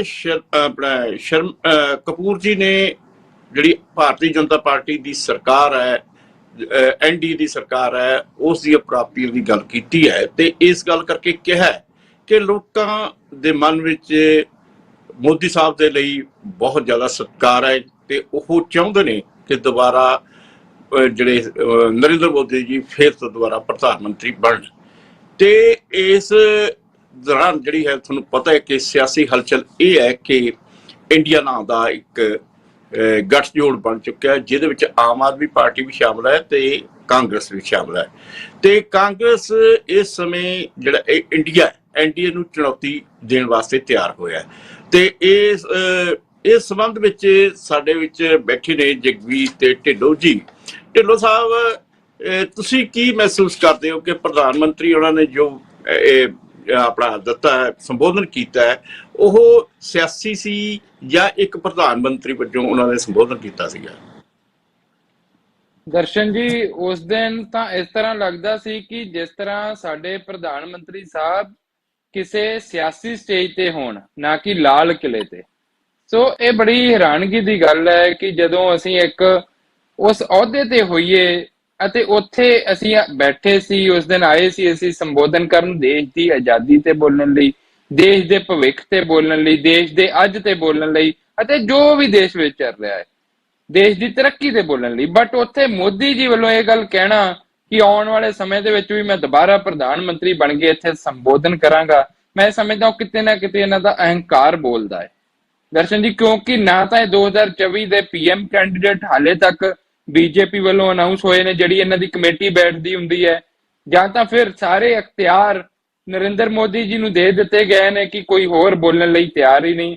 ਚਲੋ ਅਗਰ ਇਹਨਾਂ ਨੇ ਸੰਬੋਧਨ ਕੀਤੇ ਇਹ ਗੱਲ ਕਹਿ ਵੀ ਦਿੱਤੀ ਤਾਂ ਇੱਥੇ ਬੀਜੇਪੀ ਦੇ ਪ੍ਰਵਕਤਾ ਉਹਨਾਂ ਦੀਆਂ ਬੜੀਆਂ ਪ੍ਰਾਪਤੀਆਂ ਗਿਣਾ ਰਹੇ ਸਨ। ਮੈਂ ਉਹਨਾਂ ਨੂੰ ਪੁੱਛਣਾ ਚਾਹਾਂ ਕਿ ਅਗਲੇ ਸਾਲ ਲਾਲ ਕਿਲੇ ਆਉਣ ਦੀ ਤਾਂ ਗੱਲ ਤੁਸੀਂ ਕਰ ਦਿੱਤੀ, ਬਟ ਮਣੀਪੁਰ ਕਦੋਂ ਜਾ ਰਹੇ ਹੋ? ਇਹ ਵੀ ਤਾਂ ਮੋਦੀ ਸਾਹਿਬ ਨੂੰ ਦੱਸ ਦੇਣਾ ਚਾਹੀਦਾ ਹੈ ਨਾ ਕਿ ਮੈਂ ਮਣੀਪੁਰ ਕਦੋਂ ਜਾਵਾਂਗਾ। ਕਿ ਮਣੀਪੁਰ ਦੇਸ਼ ਦਾ ਹਿੱਸਾ ਨਹੀਂ? ਕਿ ਮਣੀਪੁਰ ਦੇ ਵਸਨੀਕ, ਉੱਥੋਂ ਦੀਆਂ ਔਰਤਾਂ ਜਿਨ੍ਹਾਂ ਨੂੰ ਨਗਨ ਕਰਕੇ ਕਮਾਇਆ ਗਿਆ, ਜਿਹੜੇ ਅੱਜ ਵੀ ਇਨਸਾਫ ਦੀ ਗੁਹਾਰ ਲਾ ਰਹੀਆਂ ਨੇ, ਉਹਨਾਂ ਦੀ ਸਾਰ ਲੈਣ ਲਈ ਅਸੀਂ ਉਸ ਸੂਬੇ ਦੇ ਵਿੱਚ ਨਹੀਂ ਜਾਂਦੇ। ਤੇ ਫਿਰ ਗੱਲਾਂ, ਕਿਉਂਕਿ ਉਹ ਘੱਟ ਗਿਣਤੀ ਦੇ ਨਾਲ ਸੰਬੰਧ ਰੱਖਦੇ ਨੇ, ਸੋ ਇਹਨਾਂ ਦੀਆਂ ਪ੍ਰਾਪਤੀਆਂ ਦੇ ਉਲਟ ਜਿਹੜੀਆਂ ਗੱਲਾਂ ਨੇ, ਕਹਿੰਦੇ ਗਰੀਬ ਦਾ ਵਿਕਾਸ ਕੀਤਾ। ਸਾਨੂੰ ਪਤਾ ਹੈ ਗਰੀਬ ਅਡਾਨੀ ਵਰਗਿਆਂ ਦਾ ਵਿਕਾਸ ਹੋਇਆ ਹੈ, ਜਿਹੜੇ ਕਿ 506ਵੇਂ ਨੰਬਰ ਤੋਂ ਸਿੱਧੇ ਟੌਪ 1 ਤੇ ਟੌਪ 3 ਦੇ ਵਿੱਚ ਆ ਗਏ ਸਨ, ਉਹਨਾਂ ਦਾ ਵਿਕਾਸ ਹੋਇਆ ਹੈ। ਤੇ ਜਿਹੜੀਆਂ ਗੱਲਾਂ ਕਰਦੇ ਭ੍ਰਿਸ਼ਟਾਚਾਰ, ਸਭ ਤੋਂ ਵੱਡੀ ਗੱਲ ਸੀ ਦਰਸ਼ਨ ਜੀ 2014 ਵਿੱਚ ਭ੍ਰਿਸ਼ਟਾਚਾਰ ਦੇ ਮੁੱਦੇ ਤੇ ਸੱਤਾ ਵਿੱਚ ਆਏ ਸਨ। ਸੋ ਭ੍ਰਿਸ਼ਟਾਚਾਰ ਘਟਿਆ ਨਹੀਂ, ਭ੍ਰਿਸ਼ਟਾਚਾਰ ਵਧਿਆ ਹੈ। ਲਲਿਤ ਮੋਦੀ ਹੋਣੀ, ਨੀਰਵ ਮੋਦੀ, ਵਿਜੇ ਮਾਲਿਆ, ਕਿਹਦੇ ਟੈਨਿਊਰ ਦੇ ਵਿੱਚ ਦੇਸ਼ ਵਿੱਚੋਂ ਕਰੋੜਾਂ ਰੁਪਏ ਭੱਜ ਕੇ ਲੈ ਕੇ ਗਏ? ਨਰਿੰਦਰ ਮੋਦੀ ਦੇ ਟੈਨਿਊਰ ਵਿੱਚ ਹਾਲੇ ਤੱਕ ਇੱਕ ਵੀ ਇਹਨਾਂ ਨੇ ਉੱਥੋਂ ਸ਼ਖਸ ਫੜ ਕੇ ਵਾਪਸ ਨਹੀਂ ਲਿਆਂਦਾ। ਸੋ ਬੇਰੁਜ਼ਗਾਰੀ ਦੀ ਜਿੱਥੋਂ ਤੱਕ ਗੱਲ ਕਰੀਏ, ਇਹ ਗੱਲਾਂ ਕਰਦੇ ਸਨ ਹਰ ਸਾਲ 2 ਕਰੋੜ ਰੋਜ਼ਗਾਰ ਦੇਵਾਂਗੇ। ਇਹਨਾਂ ਨੂੰ ਮੈਂ ਪੁੱਛਣਾ ਚਾਹੁੰਦਾ, ਕਿੰਨੇ 2 ਕਰੋੜ ਛੱਡੋ, ਤੁਸੀਂ 10 ਲੱਖ ਤੋਂ ਵੀ ਉੱਪਰ ਇੱਕ ਸਾਲ ਦੇ ਵਿੱਚ ਰੋਜ਼ਗਾਰ ਜਨਰੇਟ ਨਹੀਂ ਕਰ ਸਕੇ। ਸੋ ਕਿਸ ਤਰ੍ਹਾਂ ਤੁਸੀਂ ਇਹ ਐਕਸਪੈਕਟ ਕਰਦੇ ਹੋ ਕਿ ਲੋਕ ਤੁਹਾਨੂੰ ਦੁਬਾਰਾ ਚੁਣਨਗੇ? ਉਸ ਤੋਂ ਅੱਗੇ ਇਹਨਾਂ ਦੇ ਇੱਕ ਅਹਿਮ ਗੱਲ ਸੀ ਜਿਹੜੀ ਇਹਨਾਂ ਇੱਕ ਵਾਰ ਭਾਸ਼ਣ 'ਚ ਕਹੀ ਸੀ ਕਿ 2022 ਤੱਕ ਕਿਸਾਨਾਂ ਦੀ ਆਮਦਨ ਦੁੱਗਣੀ ਕਰਾਂਗੇ। 2023 ਆ ਗਿਆ ਜਨਾਬ, ਕੋਈ ਆਮਦਨ ਦੁੱਗਣੀ ਨਹੀਂ ਹੋਈ। ਕੀ ਤੁਹਾਨੂੰ ਲੱਗਦਾ ਹੈ ਕਿ ਕਿਸਾਨ ਜਿਨ੍ਹਾਂ ਨੂੰ ਤੁਸੀਂ ਡੰਗਰਾਂ ਵਾਂਗੂ ਕੁੱਟਿਆ ਉਹ ਤੁਹਾਨੂੰ ਦੁਬਾਰਾ ਚੁਣਨਗੇ? ਨਾ ਤਾਂ ਤੁਸੀਂ ਨੌਜਵਾਨਾਂ ਨੂੰ ਰੋਜ਼ਗਾਰ ਦਿੱਤਾ, ਨਾ ਭ੍ਰਿਸ਼ਟਾਚਾਰ ਰੋਕਿਆ, ਨਾ ਹੀ ਤੁਸੀਂ ਕਿਸਾਨਾਂ ਨੂੰ ਕੋਈ ਦਿੱਤਾ। ਤੇ ਰਹੀ ਗੱਲ, ਇੱਕ ਗੱਲ ਮੈਂ ਦਰਸ਼ਨ ਜੀ ਜ਼ਰੂਰ ਕਹੂੰਗਾ ਕਿ ਇਹ ਕਹਿੰਦੇ ਨੇ ਕਿ ਦੁਬਾਰਾ ਆਉਣਾ ਹੈ, ਜਿਹੜੀ ਹਿੰਦੂ ਮੁਸਲਿਮ ਦੀ ਜਿਹੜੀ ਇਹਨਾਂ ਨੇ ਗੰਦੀ ਰਾਜਨੀਤੀ ਦੇਸ਼ ਵਿੱਚ ਨਫ਼ਰਤ ਦੀ ਅੱਗ ਜਲਾਈ ਹੈ ਨਾ, ਜਿਹੜੀ ਹਰਿਆਣਾ 'ਚ ਵੀ ਆਈ, ਮਣੀਪੁਰ ਵਿੱਚ ਵੀ ਆਈ, ਕਸ਼ਮੀਰ ਵਿੱਚ ਵੀ ਆਈ, ਹੋਰਨਾਂ ਸੂਬਿਆਂ ਵਿੱਚ ਵੀ ਆਈ, ਉਹ ਅੱਗ ਨਰਿੰਦਰ ਮੋਦੀ ਦੀ ਸਰਕਾਰ ਨੂੰ ਲੈ ਡੁੱਬੇਗੀ। ਤੇ ਇਹ ਨਰਿੰਦਰ ਮੋਦੀ ਦਾ ਮੇਰੇ ਹਿਸਾਬ ਦੇ ਨਾਲ ਇਹ ਆਖਰੀ ਭਾਸ਼ਣ ਸੀ। ਦੁਬਾਰਾ ਅਸੀਂ ਇਹਨਾਂ ਨੂੰ ਲਾਲ ਕਿਲੇ ਤੇ ਜ਼ਿੰਦਗੀ ਵਿੱਚ ਕਦੇ ਵੀ ਨਹੀਂ ਦੇਖਾਂਗੇ ਉੱਥੇ ਭਾਸ਼ਣ ਦਿੰਦਿਆਂ।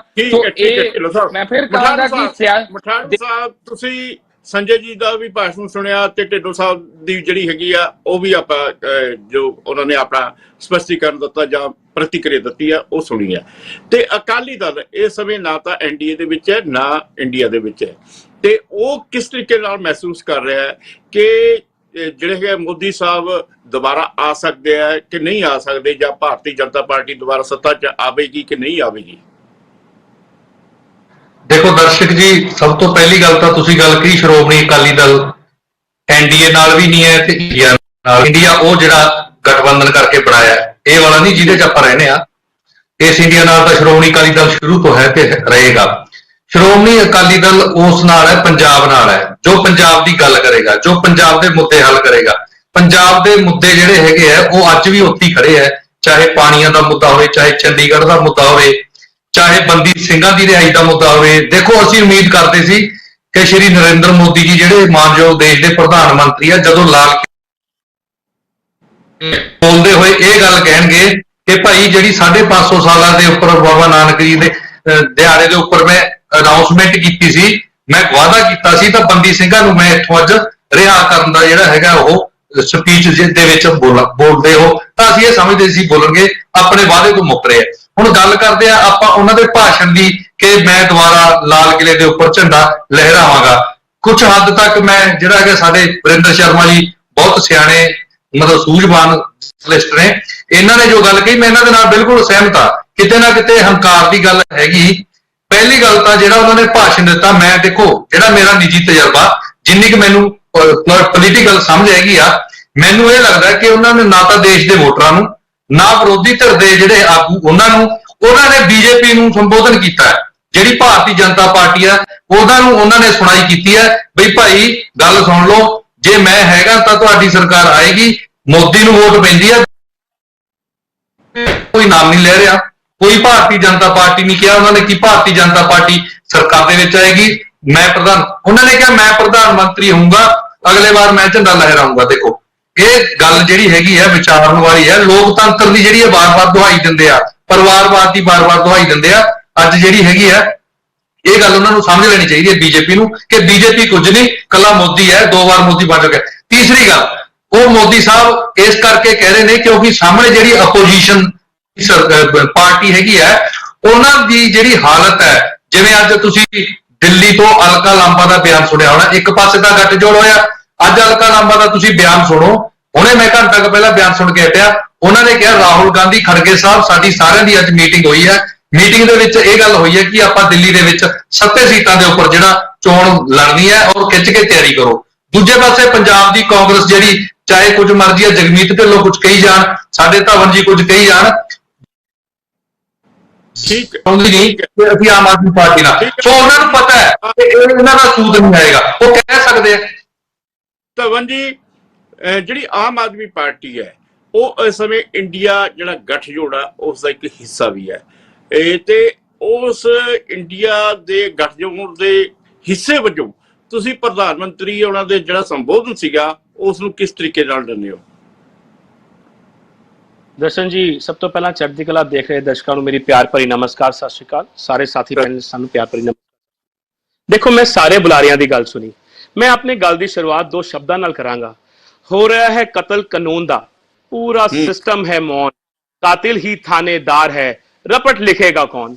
जी हाँ, मैं अपने देश ਦੇ ਪ੍ਰਧਾਨ ਮੰਤਰੀ ਮੋਦੀ ਜੀ, ਵਜ਼ੀਰ ਆਜ਼ਮ ਬਾਰੇ ਗੱਲ ਕਰ ਰਿਹਾ ਹਾਂ, ਕਿਉਂਕਿ ਅੱਜ ਦੇਸ਼ ਦੇ ਵਿੱਚ ਜੋ ਅੱਜ ਡਰ ਦਾ ਮਾਹੌਲ ਹੈ, ਜੋ ਅੱਜ ਦੇਸ਼ ਦੇ ਵਿੱਚ ਲੋਕਤੰਤਰ ਦਾ ਕਤਲ ਹੋ ਰਿਹਾ ਹੈ, ਸੰਵਿਧਾਨ ਦੀ ਉਲੰਘਣਾ ਹੋ ਰਹੀ ਹੈ, ਇਹ ਕਿਸੇ ਤੋਂ ਛੁਪੀ ਨਹੀਂ ਹੈ। ਇਹਨਾਂ ਹੀ ਨਹੀਂ, ਇਹ ਜਿਹੜੀ ਤੁਸੀਂ ਗੱਲ ਕਹੀ, ਜਿਹੜਾ ਇਹ ਭਾਸ਼ਣ ਦਿੱਤਾ ਗਿਆ, ਇਹ ਇਤਿਹਾਸ ਦੇ ਵਿੱਚ ਉਹ ਕਾਲਾ ਦਿਨ ਸੀ ਜਦੋਂ ਇੱਕ ਪ੍ਰਧਾਨ ਮੰਤਰੀ ਗੱਲ ਕਰ ਰਹੇ ਸੀ, ਲੱਗ ਰਿਹਾ ਸੀ ਕਿ ਇੱਕ ਪਾਰਟੀ ਦਾ ਪ੍ਰਵਕਤਾ ਗੱਲ ਕਰ ਰਿਹਾ, ਕੋਈ ਪ੍ਰਧਾਨ ਮੰਤਰੀ ਨਹੀਂ ਬੋਲ ਰਿਹਾ। दूसरी गल, ये कोई हंकार नहीं, ये बौखलाहट है, और ये बौखलाहट कित्थों आई? इंडिया तो आई, क्योंकि इंडिया का मतलब है भारत, और भारत के अगे जित होंदी है, और जित 2024 विच पक्की है, और ये साबित होगा। दूसरी गल, मैं भाजपा के बुलारे की गल सुन रहा सी, इन्होंने कहा रेडी वाला लोन लै रहा है, इन्होंने उस भारत की गल की, लेकिन वो लोन की लोड़ क्यों पई?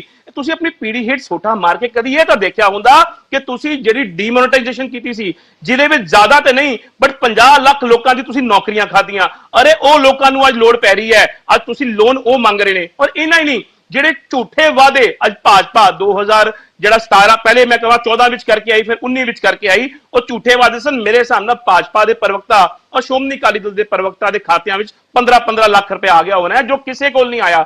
ਅੱਜ ਮਹਿੰਗਾਈ ਪੂਰੇ ਦੇਸ਼ ਵਿੱਚ ਸਭ ਤੋਂ ਸਿਖਰ ਤੇ ਚੱਲ ਰਹੀ ਹੈ।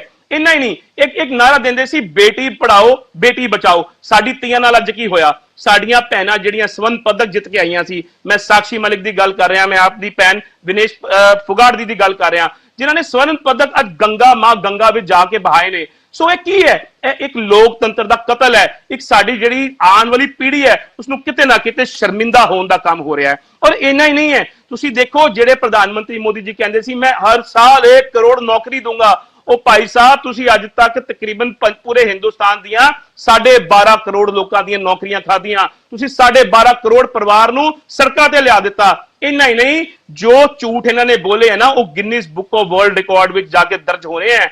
ਅੱਜ ਹੋ ਕੀ ਰਿਹਾ ਹੈ? ਅੱਜ ਦੇਸ਼ ਵਿੱਚ ਸਾਡਾ ਚੌਥਾ ਸਤੰਭ ਮੀਡੀਆ, ਜਿਹਦੀ ਅੱਜ ਬੋਲਣ ਦੀ ਆਜ਼ਾਦੀ ਨਹੀਂ। ਤੁਸੀਂ ਦੇਖੋ ਅੱਜ ਮਹਿੰਗਾਈ ਪੂਰੇ ਸਿਖਰ ਤੇ ਹੈ। ਮੈਂ ਕਰਪਸ਼ਨ ਦੀ ਗੱਲ ਕਰਾਂ ਤੇ ਅੱਜ ਜ਼ਿਆਦਾ ਨਹੀਂ, ਜਿਹੜੇ ਬੀਜੇਪੀ ਐਮਪੀ, ਮੈਂ ਬ੍ਰਿਜਮੋਹਨ ਸ਼ਰਨ ਸਿੰਘ ਦੀ ਗੱਲ ਕਰ ਰਿਹਾ, ਜਿਨ੍ਹਾਂ ਤੇ ਇਲਜ਼ਾਮ ਲੱਗੇ ਸੀ ਉਹਨਾਂ ਨੂੰ ਬਰਖਾਸਤ ਨਹੀਂ ਕੀਤਾ ਜਾਂਦਾ। ਰਾਹੁਲ ਗਾਂਧੀ ਜੀ ਦੀ ਸਦਸਯਤਾ ਰੱਦ ਕੀਤੀ ਜਾਂਦੀ ਹੈ ਔਰ ਸੁਪਰੀਮ ਕੋਰਟ ਤੋਂ ਬਾਅਦ ਚ ਮੂੰਹ ਕੀ ਖਾਈ ਜਾਂਦੀ ਹੈ। ਕਾਲੇ ਕਾਨੂੰਨ ਲਿਆਏ ਜਾਂਦੇ ਨੇ, ਬਲੈਕ ਆਰਡੀਨੈਂਸ ਲਿਆਇਆ ਜਾਂਦਾ ਹੈ, ਦਿੱਲੀ ਦੇ ਲੋਕਾਂ ਦਾ ਹੱਕ ਛੀਨਿਆ ਜਾਂਦਾ ਹੈ। ਇੱਕ ਚੁਣੀ ਸਰਕਾਰਾਂ ਨੂੰ ਕਠਪੁਤਲੀ ਬਣਾਉਣ ਦੀ ਕੋਸ਼ਿਸ਼ ਹੋ ਰਹੀ ਹੈ। ਇਹ ਕੌਣ ਕਰ ਰਿਹਾ ਹੈ? ਸਾਡੇ ਦੇਸ਼ ਦੇ ਵਜ਼ੀਰ ਆਜ਼ਮ ਪ੍ਰਧਾਨ ਮੰਤਰੀ ਮੋਦੀ ਜੀ ਕਰ ਰਹੇ ਨੇ। ਔਰ ਇਹ ਕਿਉਂ ਕਰ ਰਹੇ ਨੇ? ਡਰ। ਇਹ ਡਰ ਹੈ ਕਿਉਂਕਿ ਉਹਨਾਂ ਨੂੰ ਆਉਣ ਵਾਲੇ ਸਮੇਂ ਵਿੱਚ ਆਪਣੀ ਹਾਰ, ਕਰਾਰੀ ਹਾਰ ਦਿਖਾਈ ਦੇ ਰਹੀ ਹੈ। ਉਹਨਾਂ ਨੂੰ ਪਤਾ ਹੈ ਦੇਸ਼ ਦੇ ਲੋਕ ਉਹਨਾਂ ਦੀ ਸੱਚਾਈ ਜਾਣ ਚੁੱਕੇ ਨੇ ਔਰ ਆਉਣ ਵਾਲਾ ਸਮਾਂ ਇਹਨਾਂ ਦਾ ਭਵਿੱਖ ਕਾਲਾ ਕਰੂਗਾ। ਔਰ ਇਹਨਾਂ ਹੀ ਨਹੀਂ, ਮੈਂ ਤੁਹਾਨੂੰ ਇੱਕ ਹੋਰ ਗੱਲ ਕਰਦਾ ਹਾਂ, ਥੋੜੀ ਜਿਹੀ ਗੱਲ ਜਿਹੜੀ ਬੜੀ ਜ਼ਰੂਰੀ ਹੈ। ਅੱਜ ਦੇਸ਼ ਦੇ ਖਜ਼ਾਨੇ ਦੀ ਗੱਲ ਕਰੀਏ, ਮੈਂ ਜੀਡੀਪੀ ਦੀ ਗੱਲ ਕਰਦਾ ਹਾਂ। 2013 ਜਾਂ 2014 ਜਿਹੜੀ ਜੀਡੀਪੀ ਗਰੋਥ 8.74% ਸੀਗੀ, ਅੱਜ ਘਟ ਕੇ 4.79 ਤੇ ਆ ਗਈ ਹੈ। ਇਹ ਕਿਹਦੀ ਕਮੀ ਹੈ? ਇਹ ਕਿਹਦੀ ਨਲਾਇਕੀ ਹੈ? ਨਲਾਇਕੀਆਂ ਕੇਂਦਰ ਵਿੱਚ ਬੈਠੀ ਭਾਜਪਾ ਸਰਕਾਰ ਦੀ ਹੈ। ਇਹ ਭਾਜਪਾ ਸਰਕਾਰ ਜਿਹੜੀ ਗੱਲ ਕਰਦੀ ਸੀ $1 ਟ੍ਰਿਲੀਅਨ ਇਕਨੋਮੀ, ਮੈਨੂੰ ਦੱਸਣ ਇਹਨਾਂ ਨੇ ਆਰਬੀਆਈ ਤੋਂ ਲੋਨ ਮੰਗੇ। ਔਰ ਇੱਕ ਮਿੰਟ, ਬੜਾ ਇੰਪੋਰਟੈਂਟ ਪੁਆਇੰਟ ਹੈ, ਸਾਡੇ ਵਿੱਤ ਮੰਤਰੀ ਨੂੰ ਇਹ ਨਹੀਂ ਪਤਾ ਸੀ ਕਿ ਉਹ ਲੋਨ ਅਸੀਂ ਕਿੱਥੇ ਲਾਣੇ ਹੈ, ਕਿੱਥੇ ਇਸ ਪੈਸੇ ਦੀ ਅਦਾਇਗੀ ਕਰਨੀ ਹੈ। ਸੋ ਇਹਨਾਂ ਦੀਆਂ ਨਲਾਇਕੀਆਂ ਲੋਕਾਂ ਦੇ ਅੱਗੇ ਹੈ। ਠੀਕ ਹੈ, ਧਵਨ ਜੀ ਨੇ ਕਾਫੀ ਜਿਹੜਾ ਦੋਸ਼ ਲਗਾਏ ਨੇ, ਇਹ ਆਪਾਂ ਸੰਜੇ ਜੀ ਤੋਂ ਬਾਕੀ ਪਾਰਟੀ ਵਾਲਿਆਂ ਨੇ ਵੀ ਇਸ ਤਰ੍ਹਾਂ ਦੇ ਦੋਸ਼ ਲਗਾਏ ਨੇ। ਇਹ ਕਹਿ ਰਹੇ ਨੇ ਕਿ ਬੁਖਲਾਹਟ ਹੈ, ਬੁਖਲਾਹਟ ਕਰਕੇ ਇਸ ਤਰੀਕੇ ਨਾਲ ਹੁਣ ਭਾਜਪਾ ਇਸ ਤਰ੍ਹਾਂ ਦਾ ਰਿਐਕਸ਼ਨ ਕਰ ਰਹੀ ਹੈ। ਸੰਜੇ ਕਪੂਰ ਜੀ ਕੀ ਕਹਿਣਾ ਚਾਹੋਗੇ? ਕਾਂਗਰਸ ਦੇ ਪ੍ਰਵਕਤਾ ਉਹਨਾਂ ਦੀ ਗੱਲ ਦਾ ਜਵਾਬ ਦੇਣਾ ਚਾਹੁੰਦਾ ਹਾਂ। ਉਹਨਾਂ ਨੇ ਗੱਲ ਕੀਤੀ ਨੀਰਵ ਮੋਦੀ ਦੀ, ਵਿਜੇ ਮਾਲਿਆ ਦੀ, ਕਿ ਬਈ ਉਹ ਬੀਜੇਪੀ ਦੇ ਟੈਨਿਊਰ ਚ ਦੇਸ਼ ਛੱਡ ਕੇ ਭੱਜ ਗਏ, ਉਹਨਾਂ ਨੂੰ ਚਲੇ ਗਏ ਇੱਥੋਂ ਦੀ। ਉਹਨਾਂ ਤੇ ਐਕਸ਼ਨ ਕਾਰਵਾਈ ਚੱਲਦੀ ਪਈ ਹੈ। ਇਹਨਾਂ ਦੀ ਜਾਣਕਾਰੀ ਚ ਪਤਾ ਨਹੀਂ ਹੈ ਕਿ ਨਹੀਂ ਹੈ। ਔਰ ਦੂਸਰੀ ਗੱਲ ਇਹਨਾਂ ਨੂੰ ਮੈਂ ਯਾਦ ਕਰਾਉਣਾ ਚਾਹੁੰਦਾ ਕਿ ਨੀਰਵ ਮੋਦੀ ਤੇ ਵਿਜੇ ਮਾਲਿਆ ਨੂੰ ਜਿਹੜੇ ਲੋਨ ਦਿੱਤੇ ਗਏ ਸੀ ਨਾ, ਉਹ ਕਾਂਗਰਸ ਦੀ ਟੈਨਿਊਰ ਦੇ ਵਿੱਚ ਦਿੱਤੇ ਗਏ ਸੀ। ਬੀਜੇਪੀ ਦੇ ਟੈਨਿਊਰ ਚ ਉਹਨਾਂ ਨੂੰ ਲੋਨ ਨਹੀਂ ਸੀ ਦਿੱਤੇ। ਬੀਜੇਪੀ ਦੇ ਟਾਈਮ ਤੇ ਉਹਨਾਂ ਕੋਲ ਰਿਕਵਰੀ ਕਰਨ ਦੀ ਕੋਸ਼ਿਸ਼ ਕੀਤੀ ਗਈ ਸੀ। ਔਰ ਫਰਦਰ ਇਹਨਾਂ ਦੀ ਜਾਣਕਾਰੀ ਚ ਦੱਸਣਾ ਚਾਹੁੰਦਾ ਵਾਂ ਕਿ ਉਸ ਟਾਈਮ ਇਹਨਾਂ ਨੂੰ ਲੋਨ ਦਿਵਾਉਣ ਵਾਸਤੇ ਪੀ ਚਿਦੰਬਰਮ ਔਰ ਪ੍ਰਧਾਨ ਮੰਤਰੀ ਮਨਮੋਹਨ ਸਿੰਘ ਜੀ ਨੇ ਬੈਂਕਾਂ ਨੂੰ ਚਿੱਠੀਆਂ ਲਿਖੀਆਂ ਕਿ ਇਹਨਾਂ ਨੂੰ ਕਰਜ਼ੇ ਦਿਓ। ਕਿਆ ਕਾਂਗਰਸ ਆਪਣੇ ਤੋਂ ਪਿੱਛਾ ਛੁਡਾ ਸਕਦੀ ਹੈ? ਸਾਡੀ ਗਵਰਨਮੈਂਟ ਨੇ ਤੇ ਇਹਨਾਂ ਦੇ ਖਿਲਾਫ ਕਾਰਵਾਈ ਕੀਤੀ। ਔਰ ਠੀਕ ਹੈ ਕਿ ਮੌਕਾ ਬਚਾ ਕੇ ਇਹ ਲੋਕ ਦੇਸ਼ ਛੱਡ ਕੇ ਭੱਜ ਗਏ, ਪਰ ਸਾਡਾ ਦੇਸ਼ ਦੀ ਜਨਤਾ ਦੇ ਨਾਲ ਵਾਅਦਾ ਹੈਗਾ ਵੇ ਕਿ ਇੱਕ ਪੈਸਾ ਇਹਨਾਂ ਕੋਲੋਂ ਰਿਕਵਰ ਕੀਤਾ ਜਾਏਗਾ ਔਰ ਦੇਸ਼ ਦੇ ਵਿੱਚ ਇਹਨਾਂ ਨੂੰ ਖਿੱਚ ਕੇ ਲੈ ਕੇ ਆਇਆ ਜਾਏਗਾ। ਦੂਸਰਾ ਕਾਰਨ ਹੈਗਾ ਵੇ ਕਿ ਬਾਹਰ ਜਦੋਂ ਕੰਟਰੀ ਚਲੇ ਜਾਂਦੇ ਆ ਨਾ, ਕੁਝ ਲਾਜ਼ ਦਾ ਇਹਨਾਂ ਨੂੰ ਐਡਵਾਂਟੇਜ ਮਿਲ ਜਾਂਦਾ ਹੈ, ਜਿਹਦਾ ਐਡਵਾਂਟੇਜ ਲੈਣ ਦੀ ਕੋਸ਼ਿਸ਼ ਕਰਦੇ ਪਏ ਹੈ। ਪਰ ਫਿਰ ਵੀ ਇੰਡੀਅਨ ਗਵਰਨਮੈਂਟ ਇਹਦੇ ਤੇ ਐਫਰਟ ਕਰਦੀ ਪਈ ਹੈ ਔਰ ਆਉਣ ਵਾਲੇ ਟਾਈਮ ਵਿੱਚ ਇਹ ਲੋਕ ਦੇਸ਼ ਸੰਜੇ ਜੀ ਤੁਹਾਡੇ ਕੋਲ ਹੀ ਆਉਣੇ ਆ। ਇਹ ਹੁਣ ਇੱਕ ਬ੍ਰੇਕ ਦਾ ਸਮਾਂ ਹੋ ਰਿਹਾ, ਲੈਣਾ ਇੱਕ। ਸਤਿ ਸ਼੍ਰੀ ਅਕਾਲ ਦੋਸਤੋ, ਮੈਂ ਦਰਸ਼ਨ ਸਿੰਘ ਦਰਸ਼ਕ ਚਰਚਾ ਪ੍ਰੋਗਰਾਮ ਲੈ ਕੇ ਹਾਜ਼ਰ ਹਾਂ। 15 ਅਗਸਤ ਨੂੰ ਆਜ਼ਾਦੀ ਵਾਲੇ ਦਿਨ ਪ੍ਰਧਾਨ ਮੰਤਰੀ ਨਰਿੰਦਰ ਮੋਦੀ ਜੀ ਨੇ ਦੇਸ਼ ਨੂੰ ਸੰਬੋਧਨ ਕੀਤਾ। ਦੇਸ਼ ਨੂੰ ਜਿਹੜੀਆਂ ਦਰਪੇਸ਼ ਚੁਣੌਤੀਆਂ ਨੇ, ਜਿਹੜੀਆਂ ਸਮੱਸਿਆਵਾਂ ਨੇ, ਉਹਨਾਂ ਦੀ ਗੱਲਬਾਤ ਕੀਤੀ। ਨਾਲ ਨਾਲ ਦੇਸ਼ ਦੀਆਂ ਜਿਹੜੀਆਂ ਪ੍ਰਾਪਤੀਆਂ ਨੇ ਉਹਨਾਂ ਦਾ ਜ਼ਿਕਰ ਵੀ ਕੀਤਾ। ਇਸ ਸਮੇਂ ਦੌਰਾਨ ਉਹਨਾਂ ਨੇ ਬਹੁਤ ਕੁਝ ਇਹ ਦੱਸਿਆ ਕਿ 10 ਸਾਲਾਂ ਦੇ ਵਿੱਚ ਉਹਨਾਂ ਦੀ ਸਰਕਾਰ ਨੇ ਕੀ ਕੁਝ ਕੀਤਾ ਤੇ ਆਉਣ ਵਾਲੇ ਸਮੇਂ ਦੇ ਵਿੱਚ ਕੀ ਕਰਨ ਜਾ ਰਹੀ ਹੈ। ਇਸ ਸਮੇਂ ਦੌਰਾਨ ਉਹਨਾਂ ਨੇ ਜਿਹੜੀ ਵਿਸ਼ੇਸ਼ ਗੱਲ ਕਹੀ ਕਿ ਆਉਂਦੇ 15 ਅਗਸਤ ਨੂੰ, ਯਾਨੀ ਕਿ 2024 ਦੇ 15 ਅਗਸਤ ਨੂੰ ਵੀ ਉਹ ਲਾਲ ਕਿਲੇ ਤੋਂ ਸੰਬੋਧਨ ਕਰਨਗੇ। ਇਸ ਬਿਆਨ ਦੇ ਉੱਤੇ ਵਿਰੋਧੀ ਧਿਰ ਕਾਫੀ ਗਰਮ ਹੋਈ। ਉਹਨਾਂ ਨੂੰ ਇਹ ਲੱਗਿਆ ਕਿ ਇਹ ਜਿਹੜਾ ਪ੍ਰਧਾਨ ਮੰਤਰੀ ਦਾ ਭਾਸ਼ਣ ਨਹੀਂ ਬਲਕਿ ਇੱਕ ਸਿਆਸੀ ਭਾਸ਼ਣ ਹੋ ਨਿਬੜਿਆ। ਅੱਜ ਆਪਾਂ ਇਸ ਗੱਲ ਦੇ ਉੱਤੇ ਚਰਚਾ ਕਰਨ ਜਾ ਰਹੇ ਹਾਂ ਕਿ ਇਹ ਸਿਆਸੀ ਭਾਸ਼ਣ ਸੀ ਜਾਂ ਇੱਕ ਪ੍ਰਧਾਨ ਮੰਤਰੀ ਦਾ ਸੰਬੋਧਨ ਸੀ। ਇਸ ਚਰਚਾ ਦੇ ਵਿੱਚ ਸਾਡੇ ਵਿੱਚ ਸ਼ਾਮਲ ਨੇ ਸੀਨੀਅਰ ਪੱਤਰਕਾਰ ਸਟੀਕ ਟਿੱਪਣੀਕਾਰ ਵਰਿੰਦਰ ਸ਼ਰਮਾ ਜੀ, ਇਸ ਤੋਂ ਇਲਾਵਾ ਭਾਰਤੀ ਜਨਤਾ ਪਾਰਟੀ ਤੋਂ ਐਡਵੋਕੇਟ ਸੰਜੇ ਕਪੂਰ ਜੀ, ਆਮ ਆਦਮੀ ਪਾਰਟੀ ਤੋਂ ਪ੍ਰਣਵ ਧਵਨ ਜੀ, ਕਾਂਗਰਸ ਤੋਂ ਜਗਬੀਰ ਢਿੱਲੋਂ ਜੀ, ਇਸੇ ਤਰੀਕੇ ਦੇ ਨਾਲ ਅਕਾਲੀ ਦਲ ਤੋਂ ਸਾਡੇ ਵਿੱਚ KS ਮਠਾੜੂ ਸ਼ਾਮਲ ਨੇ। ਤੁਹਾਡਾ ਸਾਰਿਆਂ ਦਾ ਸਵਾਗਤ ਹੈ ਜੀ। ਵਰਿੰਦਰ ਸ਼ਰਮਾ ਜੀ, ਤੁਸੀਂ ਉਹ ਭਾਸ਼ਣ ਸੁਣਿਆ ਵੀ ਤੇ ਇਸ ਦੇ ਉੱਤੇ ਸਾਡੀ ਆਪਸ ਦੇ ਵਿੱਚ ਵੀ ਚਰਚਾ ਹੋਈ ਹੈ, ਕਿਵੇਂ ਲੈਂਦੇ ਹੋ ਉਸ ਭਾਸ਼ਣ ਨੂੰ? ਸਾਰਿਆਂ ਨੂੰ ਬਹੁਤ ਬਹੁਤ ਨਮਸਕਾਰ, ਆਦਾਬ, ਸਤਿ ਸ੍ਰੀ ਅਕਾਲ।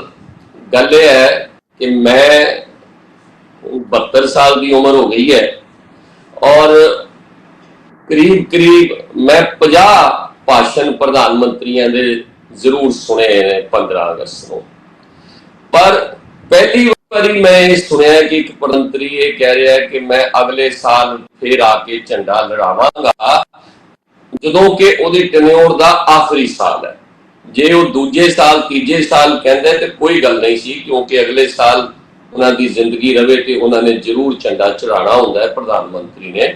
ਪਰ ਇਸ ਟੈਨਿਓਰ ਦਾ ਆਖਰੀ ਸਾਲ, ਇਸ ਵੇਲੇ ਇਹ ਕਹਿਣਾ ਕਿ ਮੈਂ ਅਗਲੇ ਸਾਲ ਵੀ ਆ ਕੇ ਝੰਡਾ ਚੜਾਉਣਾ ਹੈ ਲਾਲ ਕਿਲੇ ਤੋਂ ਪ੍ਰਧਾਨ ਮੰਤਰੀ ਦੇ ਤੌਰ 'ਚ, ਅਦਰਵਾਈਜ਼ ਸਿਆਸੀ ਤੌਰ ਤੇ ਉਹਨਾਂ ਨੂੰ ਰਾਈਟ ਹੈ, ਉਹ ਕਹਿ ਸਕਦੇ ਨੇ, ਕੋਈ ਉਹ ਰੈਲੀ 'ਚ ਹੋਣ, ਜਲਸੇ 'ਚ ਹੋਣ, ਮੀਟਿੰਗ 'ਚ ਹੋਣ, ਜ਼ਰੂਰ ਕਹਿਣਾ ਚਾਹੀਦਾ ਉਹਨਾਂ ਨੂੰ, ਕਿਉਂਕਿ ਉਹਦੇ ਨਾਲ ਮੋਰਲ ਬੂਸਟ ਹੁੰਦਾ ਹੈ ਉਹਨਾਂ ਦੇ ਵਰਕਰਸ ਦਾ, ਪਾਰਟੀ ਦਾ।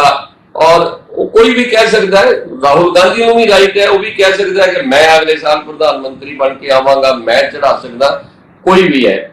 ਇਹ ਜਿਹੜਾ ਪਹਿਲੀ ਵਾਰੀ ਮੈਂ ਇਹ ਦੇਖਿਆ ਹੈ, ਇਹ 2-3 ਗੱਲਾਂ ਨੇ। ਜਾਂ ਤੇ ਇਹ ਕਹਿ ਸਕਦੇ ਆ ਕਿ ਉਹ ਇੰਨੇ ਕੌਨਫੀਡੈਂਟ ਨੇ ਕਿ ਉਹਨਾਂ ਨੂੰ ਪਤਾ ਹੈ ਕਿ ਮੈਂ ਜਿੱਤਣਾ ਹੀ ਜਿੱਤਣਾ ਤੇ ਮੈਂ ਪ੍ਰਧਾਨ ਮੰਤਰੀ ਬਣਨਾ ਹੀ ਬਣਨਾ। ਹਾਲਾਂਕਿ ਲੋਕਤੰਤਰ ਦੇ ਵਿੱਚ ਇਹ ਹੁੰਦਾ ਨਹੀਂ।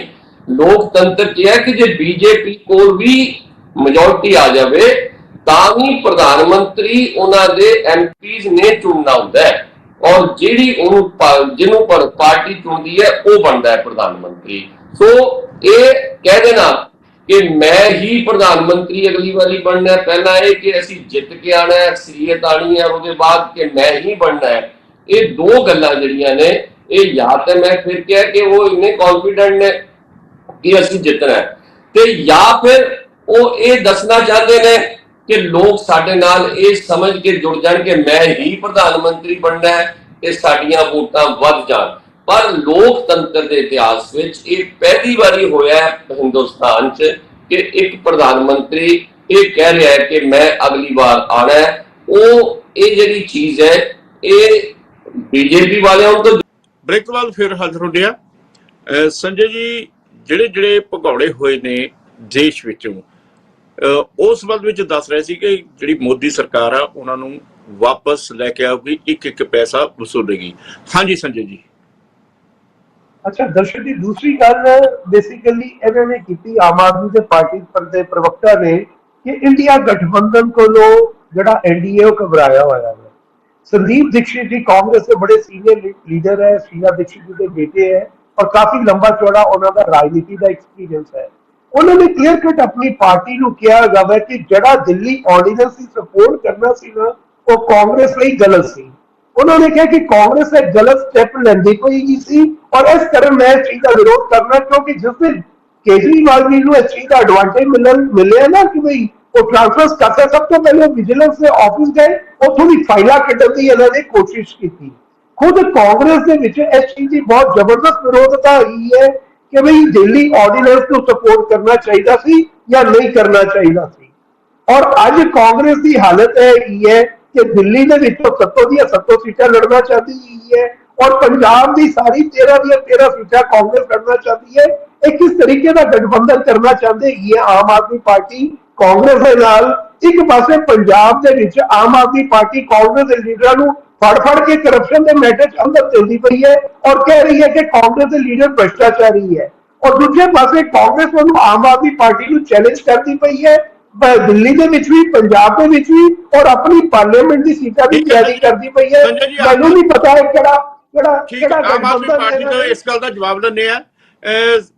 ਆਮ ਆਦਮੀ ਪਾਰਟੀ ਖਾਸ ਤੌਰ ਤੇ ਜਿਸ ਤਰੀਕੇ ਦੇ ਨਾਲ ਕੱਲ ਜਿਹੜੇ ਅਲਕਾ ਲਾਂਬਾ ਨੇ ਸਵਾਲ ਕੀਤੇ ਆ ਜਾਂ ਇਸ ਤਰ੍ਹਾਂ ਕਿਹਾ ਵੀ ਅਸੀਂ ਇਕੱਲੇ ਹੀ ਚੋਣ ਲੜਨਾ ਚਾਹੁੰਦੇ ਹਾਂ ਦਿੱਲੀ ਦੇ ਵਿੱਚ, ਇਸੇ ਤਰੀਕੇ ਦੇ ਨਾਲ ਜਿਹੜਾ ਖਾਸ ਤੌਰ ਤੇ ਇੰਡੀਆ ਜਿਹੜਾ ਗੱਠਜੋੜ ਹੈ ਉਸ ਦੇ ਲਈ ਕੁਝ ਅਜਿਹੀਆਂ ਖਬਰਾਂ ਵੀ ਆ ਰਹੀਆਂ ਨੇ ਕਿ ਬੜੀਆਂ ਸੀਕ੍ਰੇਟ ਮੀਟਿੰਗਾਂ ਚੱਲ ਰਹੀਆਂ ਨੇ ਖਾਸ ਤੌਰ ਤੇ ਸ਼ਰਦ ਪਵਾਰ ਜੀ ਦੀਆਂ, ਤੇ ਇਸ ਤਰੀਕੇ ਨਾਲ ਜਿਹੜਾ ਇੰਡੀਆ ਗੱਠਜੋੜ ਆ ਉਸ ਦੇ ਵਾਸਤੇ ਤਾਂ ਕਈ ਸਮੱਸਿਆਵਾਂ ਖੜੀਆਂ ਹੋਈਆਂ ਨੇ। ਹਾਂਜੀ ਕਵਨ ਜੀ।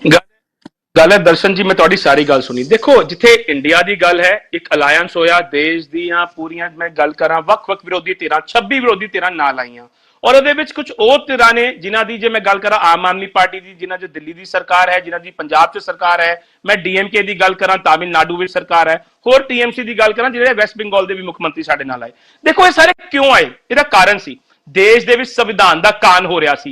ਅੱਜ ਇਹ ਗੱਲ ਕਰਾਂ ਸੱਚ ਦੀ ਉਲੰਘਣਾ ਹੋ ਰਹੀ ਹੈ, ਸੱਚ ਨੂੰ ਕਤਲ ਕਰਨ ਦਾ ਕੰਮ ਕੀਤਾ ਜਾ ਰਿਹਾ ਹੈ। ਸੋ ਦੇਸ਼ ਦੇ ਭਲੇ ਲਈ, ਆਉਣ ਦੇ ਵਾਲੇ ਸਾਡੇ ਸਮੇਂ ਨੂੰ, ਸਾਡੇ ਹਿੰਦੁਸਤਾਨ ਨੂੰ ਸਵਾਰਨ ਲਈ ਇਹ ਸਾਰੀ ਧਿਰਾਂ ਵਿਰੋਧੀ ਧਿਰਾਂ ਇਕੱਠੀਆਂ ਹੋਈਆਂ ਨੇ।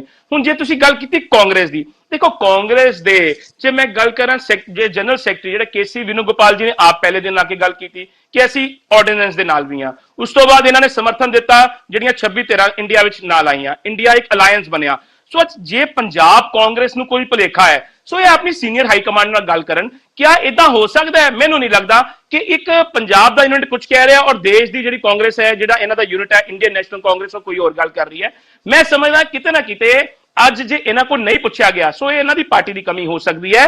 ਲੇਕਿਨ ਜਿੱਥੋਂ ਤੱਕ ਆਮ ਆਦਮੀ ਪਾਰਟੀ ਦੀ ਗੱਲ ਹੈ, ਅਸੀਂ ਬੜੇ ਸਪਸ਼ਟ ਹਾਂ ਔਰ ਸਾਫ਼ ਤੌਰ ਤੇ ਇਹ ਗੱਲ ਜਨਤਕ ਕਰਦੇ ਹਾਂ, ਜੋ ਅਲਾਇੰਸ ਵਿੱਚ ਜੋ ਵੀ ਉਹਦੇ ਵਿੱਚ ਨਿਰਣੇ ਨਿਕਲ ਕੇ ਆਣਗੇ, ਜੋ ਫੈਸਲੇ ਹੋਣਗੇ ਉਹ ਸਾਡੇ ਸਰ ਮੱਥੇ ਤੇ ਹੋਣਗੇ। ਜੋ ਸਾਡੇ ਸੁਪਰੀਮੋ ਮਾਨਯੋਗ ਸ਼੍ਰੀ ਅਰਵਿੰਦ ਕੇਜਰੀਵਾਲ ਜੀ, ਪੰਜਾਬ ਦੇ ਮੁੱਖ ਮੰਤਰੀ ਸਰਦਾਰ ਭਗਵੰਤ ਸਿੰਘ ਮਾਨ ਸਾਹਿਬ, ਜੋ ਵੀ ਉਹਦੇ ਵਿੱਚ ਫੈਸਲੇ ਲੈਣਗੇ, ਆਮ ਆਦਮੀ ਪਾਰਟੀ ਉਸ ਤੇ ਕੰਮ ਕਰਨ ਲਈ ਵਚਨਬੱਧ ਹੈ ਔਰ ਰਹੇਗੀ। ਔਰ ਜਿੱਥੋਂ ਤੱਕ ਦੇਸ਼ ਦੀ ਗੱਲ, ਮੈਂ ਵੀ ਸਮਝਦਾ ਕਿ ਅਰਵਿੰਦ ਕੇਜਰੀਵਾਲ ਜੀ ਉਹ ਸ਼ਖਸੀਅਤ ਨੇ ਜਿਨ੍ਹਾਂ ਨੇ ਸੱਚ ਨੂੰ ਉਜਾਗਰ ਕੀਤਾ ਹੈ, ਦਿੱਲੀ ਵਿੱਚ ਕਰਪਸ਼ਨ ਖਤਮ ਕੀਤੀ ਹੈ। ਪਹਿਲੀ ਵਾਰ ਹੋਇਆ ਹੈ। ਜੇ ਪੰਜਾਬ ਦੀ ਵੀ ਗੱਲ ਕਰੀਏ, 87% ਪਰਿਵਾਰਾਂ ਨੂੰ 0% ਬਿਜਲੀ ਦੇ ਬਿੱਲ ਆਏ ਨੇ। ਅੱਜ 30,000 ਤੋਂ ਉੱਪਰ ਸਾਡੇ ਨੌਜਵਾਨਾਂ ਨੂੰ ਨੌਕਰੀਆਂ ਦਿੱਤੀਆਂ ਗਈਆਂ, ਔਰ ਦੂਸਰੇ ਪਾਸੇ ਦੇਸ਼ ਦੇ ਵਿੱਚ ਉਹ ਭਾਜਪਾ ਸਰਕਾਰ ਹੈ ਜਿਨ੍ਹਾਂ ਨੇ 12.5 ਕਰੋੜ ਨੌਕਰੀਆਂ ਖਾਧੀਆਂ। ਸੋ ਇੱਕ ਪਾਸੇ ਉਹ ਇਨਸਾਨ ਨੇ, ਉਹ ਪਾਰਟੀ ਹੈ ਜਿਹੜੀ ਲੋਕਾਂ ਨੂੰ ਸਵਾਰਨ ਦਾ ਕੰਮ ਕਰਦੀ ਹੈ, ਔਰ ਦੂਸਰੇ ਪਾਸੇ ਦੇਸ਼ ਦੇ ਵਿੱਚ ਬੈਠੀ ਉਹ ਹੰਕਾਰੀ ਕੇਂਦਰ ਵਿੱਚ ਬੈਠੀ ਭਾਜਪਾ ਸਰਕਾਰ ਹੈ ਜੋ ਪੰਜਾਬ ਦੇ ਲੋਕਾਂ ਤੇ ਦੇਸ਼ ਦੇ ਲੋਕਾਂ ਦੇ ਪਿੱਠ ਤੇ ਛੁਰਾ ਮਾਰਨ ਦਾ ਕੰਮ ਕਰ ਰਹੀ ਹੈ। ਸਮੇਂ ਦੀ ਕਮੀ ਹੈ। ਮਠਾੜੂ ਜੀ, ਤੁਸੀਂ ਸਾਰੀ ਗੱਲਬਾਤ ਸੁਣੀ ਹੈ, ਅਕਾਲੀ ਦਲ ਦਾ ਕੀ ਸਟੈਂਡ ਹੈ, ਪ੍ਰਧਾਨ ਮੰਤਰੀ ਦੇ ਸੰਬੋਧਨ ਬਾਰੇ ਤੁਸੀਂ ਕੀ ਕਹਿਣਾ ਚਾਹੁੰਦੇ ਹੋ, ਤੇ ਆਉਣ ਵਾਲੇ ਸਮੇਂ ਦੇ ਵਿੱਚ ਅਕਾਲੀ ਦਲ ਦੀ ਕੀ ਯੋਜਨਾ ਹੈ? ਮੈਂ ਦਰਸ਼ਕ ਜੀ ਜਿਹੜੀ ਗੱਲ ਤੁਹਾਨੂੰ ਪਹਿਲਾਂ ਕਹੀ ਹੈ, ਸ਼੍ਰੋਮਣੀ ਅਕਾਲੀ ਦਲ ਦੀ ਜਿੰਨੀ ਯੋਜਨਾ ਹੁੰਦੀ ਹੈ ਪੰਜਾਬ ਵਾਸਤੇ ਹੁੰਦੀ ਹੈ। ਸ਼੍ਰੋਮਣੀ ਅਕਾਲੀ ਦਲ ਖੇਤਰੀ ਪਾਰਟੀ ਹੈ, ਪੰਜਾਬ ਵਾਸਤੇ ਬਣੀ ਆ, ਔਰ ਪੰਜਾਬ ਦੀ ਸਿੱਖ ਕੌਮ ਦੀ ਜਿਹੜੀ ਨੁਮਾਇੰਦਾ ਜਥੇਬੰਦੀ ਹੈ ਉਹੀ ਗੱਲ ਕਰਨੀ ਹੈ ਸ਼੍ਰੋਮਣੀ ਅਕਾਲੀ ਦਲ ਨੇ। ਮੈਂ ਗੱਲ ਕਰਨਾ ਇਹਨਾਂ ਪਾਰਟੀਆਂ ਦੀ, ਚਾਹੇ ਕੋਈ ਸੈਂਟਰ ਦੇ ਵਿੱਚ ਕੋਈ ਸਰਕਾਰ ਹੋਵੇ ਜਾਂ ਦਿੱਲੀ ਦੀ ਕੋਈ ਆਮ ਹੋਰ ਪਾਰਟੀ ਹੋਵੇ, ਨੈਸ਼ਨਲ ਪਾਰਟੀ ਹੋਵੇ, ਚਾਹੇ ਕਾਂਗਰਸ। ਪੰਜਾਬ ਦਾ ਨੁਕਸਾਨ ਜਿਹੜਾ ਕਾਂਗਰਸ ਨੇ ਬਹੁਤ ਜ਼ਿਆਦਾ ਕੀਤਾ ਹੈ, ਆਪਾਂ ਸਾਰਿਆਂ ਨੇ ਵੇਖਿਆ ਐਮਰਜੈਂਸੀ ਵਰਗੇ ਹਾਲਾਤ ਜਿਹੜੇ ਕਾਂਗਰਸ ਨੇ ਪੈਦਾ ਕੀਤੇ। ਦੂਸਰੀ ਗੱਲ, ਭਾਰਤੀ ਜਨਤਾ ਪਾਰਟੀ ਨੇ ਪੰਜਾਬ ਦੇ ਵਿੱਚ ਬਹੁਤ ਜ਼ਿਆਦਾ, ਚਾਹੇ ਜਿਹੜੇ ਧਾਰਮਿਕ ਮਸਲੇ ਆ ਸਿੱਖਾਂ ਦੇ, ਉਹਦੇ 'ਚ ਦਖਲਅੰਦਾਜ਼ੀਆਂ ਕੀਤੀਆਂ, SGPC ਦੇ ਵਿੱਚ ਦਖਲਅੰਦਾਜ਼ੀਆਂ ਕੀਤੀਆਂ, ਚਾਹੇ ਬੰਦੀ ਸਿੰਘਾਂ ਦੀ ਗੱਲ ਕਰਕੇ ਛੱਡਣ ਦੀ, ਉਹਦੇ ਤੇ ਜਿਹੜਾ ਉਹਨਾਂ ਨੇ ਮੁੱਕਰਿਆ, ਚਾਹੇ ਚੰਡੀਗੜ੍ਹ ਦੇ ਵਿੱਚ ਜਿਹੜਾ ਪੰਜਾਬ ਦੀ ਆਪਣੀ ਸਰਕਾਰ ਆਮ ਆਦਮੀ ਪਾਰਟੀ ਦੀ, ਉਹਨਾਂ ਦੇ ਕਹਿਣ ਤੇ ਜਿਹੜੀ ਵਿਧਾਨ ਸਭਾ ਦੀ ਜਗ੍ਹਾ ਹਰਿਆਣਾ ਨੂੰ ਦੇਣ ਦੀ ਗੱਲ ਕਰੀਏ, ਚਾਹੇ ਪਾਣੀਆਂ ਦੀ ਭਾਖੜਾ ਬਿਆਸ ਮੈਨੇਜਮੈਂਟ ਬੋਰਡ। ਸੋ ਇਹ ਜਿਹੜੇ ਮੁੱਦੇ ਆ ਨੇ ਪੰਜਾਬ ਦੇ ਮੁੱਦੇ ਨੇ, ਇਹਦੇ ਤੇ ਕੋਈ ਪਹਿਰਾ ਨਹੀਂ ਦਿੰਦਾ। ਮੈਂ ਗੱਲ ਕਰਾਂਗਾ ਸਾਡੇ ਆਮ ਆਦਮੀ ਪਾਰਟੀ ਦੇ ਬੁਲਾਰੇ ਜਿਹੜੇ ਹੈਗੇ ਆ, ਉਹ ਬਾਰ-ਬਾਰ ਇੱਕ ਗੱਲ ਕਹਿ ਰਹੇ ਆ ਕਿ ਅਸੀਂ ਪੂਰੇ ਵਿਰੋਧੀ ਆ, ਇਹ ਜਿੱਥੇ ਇਹ ਸਾਰੇ ਇੱਕੋ ਜਿਹੇ ਆ, ਇੱਕੋ ਥਾਲੀ ਦੇ ਚੱਟੇ ਵੱਟੇ ਆ। ਜੇ ਆਪਾਂ ਯੂਨੀਫਾਰਮ ਸਿਵਲ ਕੋਡ ਦੀ ਗੱਲ ਕਰ ਲਈਏ, ਸਭ ਤੋਂ ਪਹਿਲਾਂ ਅਰਵਿੰਦ ਕੇਜਰੀਵਾਲ ਨੇ ਸਪੋਰਟ ਕੀਤੀ। ਆਪਾਂ ਥੋੜਾ ਮੈਂ 5 ਸਕਿੰਟ ਲਵਾਂਗਾ, ਮੈਂ 5 ਸਕਿੰਟ ਲਵਾਂਗਾ। ਜੇ ਆਪਾਂ ਗੱਲ ਕਰ ਲਈਏ ਪੰਜਾਬ ਦੇ ਵਿੱਚ ਸਿੱਖ ਨੌਜਵਾਨਾਂ ਤੇ NSA ਲਗਾਏ, ਉਦੋਂ ਅਰਵਿੰਦ ਕੇਜਰੀਵਾਲ ਨੇ ਧੰਨਵਾਦ ਕੀਤਾ ਨਰਿੰਦਰ ਮੋਦੀ ਜੀ ਦਾ। ਭਾਰਤ ਸੰਜ ਕੇਂਦਰੀ ਕਹਿੰਦੇ ਅਸੀਂ ਰਲ ਮਿਲ ਕੇ ਜਿਹੜਾ ਇਹ ਆਪਰੇਸ਼ਨ ਕੀਤਾ ਉੱਥੇ ਪੰਜਾਬ ਦਾ। ਜਿੱਥੇ ਪੰਜਾਬ ਦੀ ਗੱਲ ਆਉਂਦੀ ਹੈ, ਪੰਜਾਬ ਦੇ ਨੌਜਵਾਨ ਨੂੰ ਨਸ਼ੇ ਵੱਲ ਭੇਜਿਆ, ਪੰਜਾਬ ਦੇ ਨੌਜਵਾਨ ਨੂੰ ਨਸ਼ਾ ਤੁਸੀਂ ਲਾਇਆ। ਠੀਕ ਹੈ ਠੀਕ ਹੈ ਜੀ। ਪਵਨ ਜੀ ਮੈਂ ਜੇ ਬੋਲਣ ਲੱਗ ਪਿਆ ਵਿੱਚ ਤੁਹਾਨੂੰ ਬੋਲਣ ਦਿਆਂਗਾ। ਮੈਂ ਤੁਹਾਡੇ ਵਿੱਚ ਨਹੀਂ ਬੋਲਿਆ। ਮੈਂ ਦਰਸ਼ਕ ਜੀ ਮੇਰਾ ਲਾਸਟ ਇਹੀ ਆ, ਜਿੱਥੇ ਆਮ ਆਦਮੀ ਪਾਰਟੀ ਨੇ ਪੰਜਾਬ ਦੀ ਗੱਲ ਆਉਂਦੀ ਹੈ ਉੱਥੇ ਭਾਜਪਾ ਨਾਲ ਹੋ ਜਾਂਦੇ ਆ, ਕੇਂਦਰ ਦੀ ਸਰਕਾਰ ਨਾਲ ਹੋ ਜਾਂਦੇ ਆ। ਜਿੱਥੇ ਪੰਜਾਬ ਦੇ ਜਿੱਥੇ ਦੇਸ਼ ਦੇ ਮਸਲੇ ਉੱਤੇ ਕਹਿੰਦੇ ਅਸੀਂ ਉਲਟਾ। ਇਹਨਾਂ ਦਾ ਕਿਸੇ ਦਾ ਕੋਈ ਸਟੈਂਡ ਨਹੀਂ। ਢਿੱਲੋਂ ਸਾਹਿਬ ਹਾਂਜੀ ਬੋਲੋ।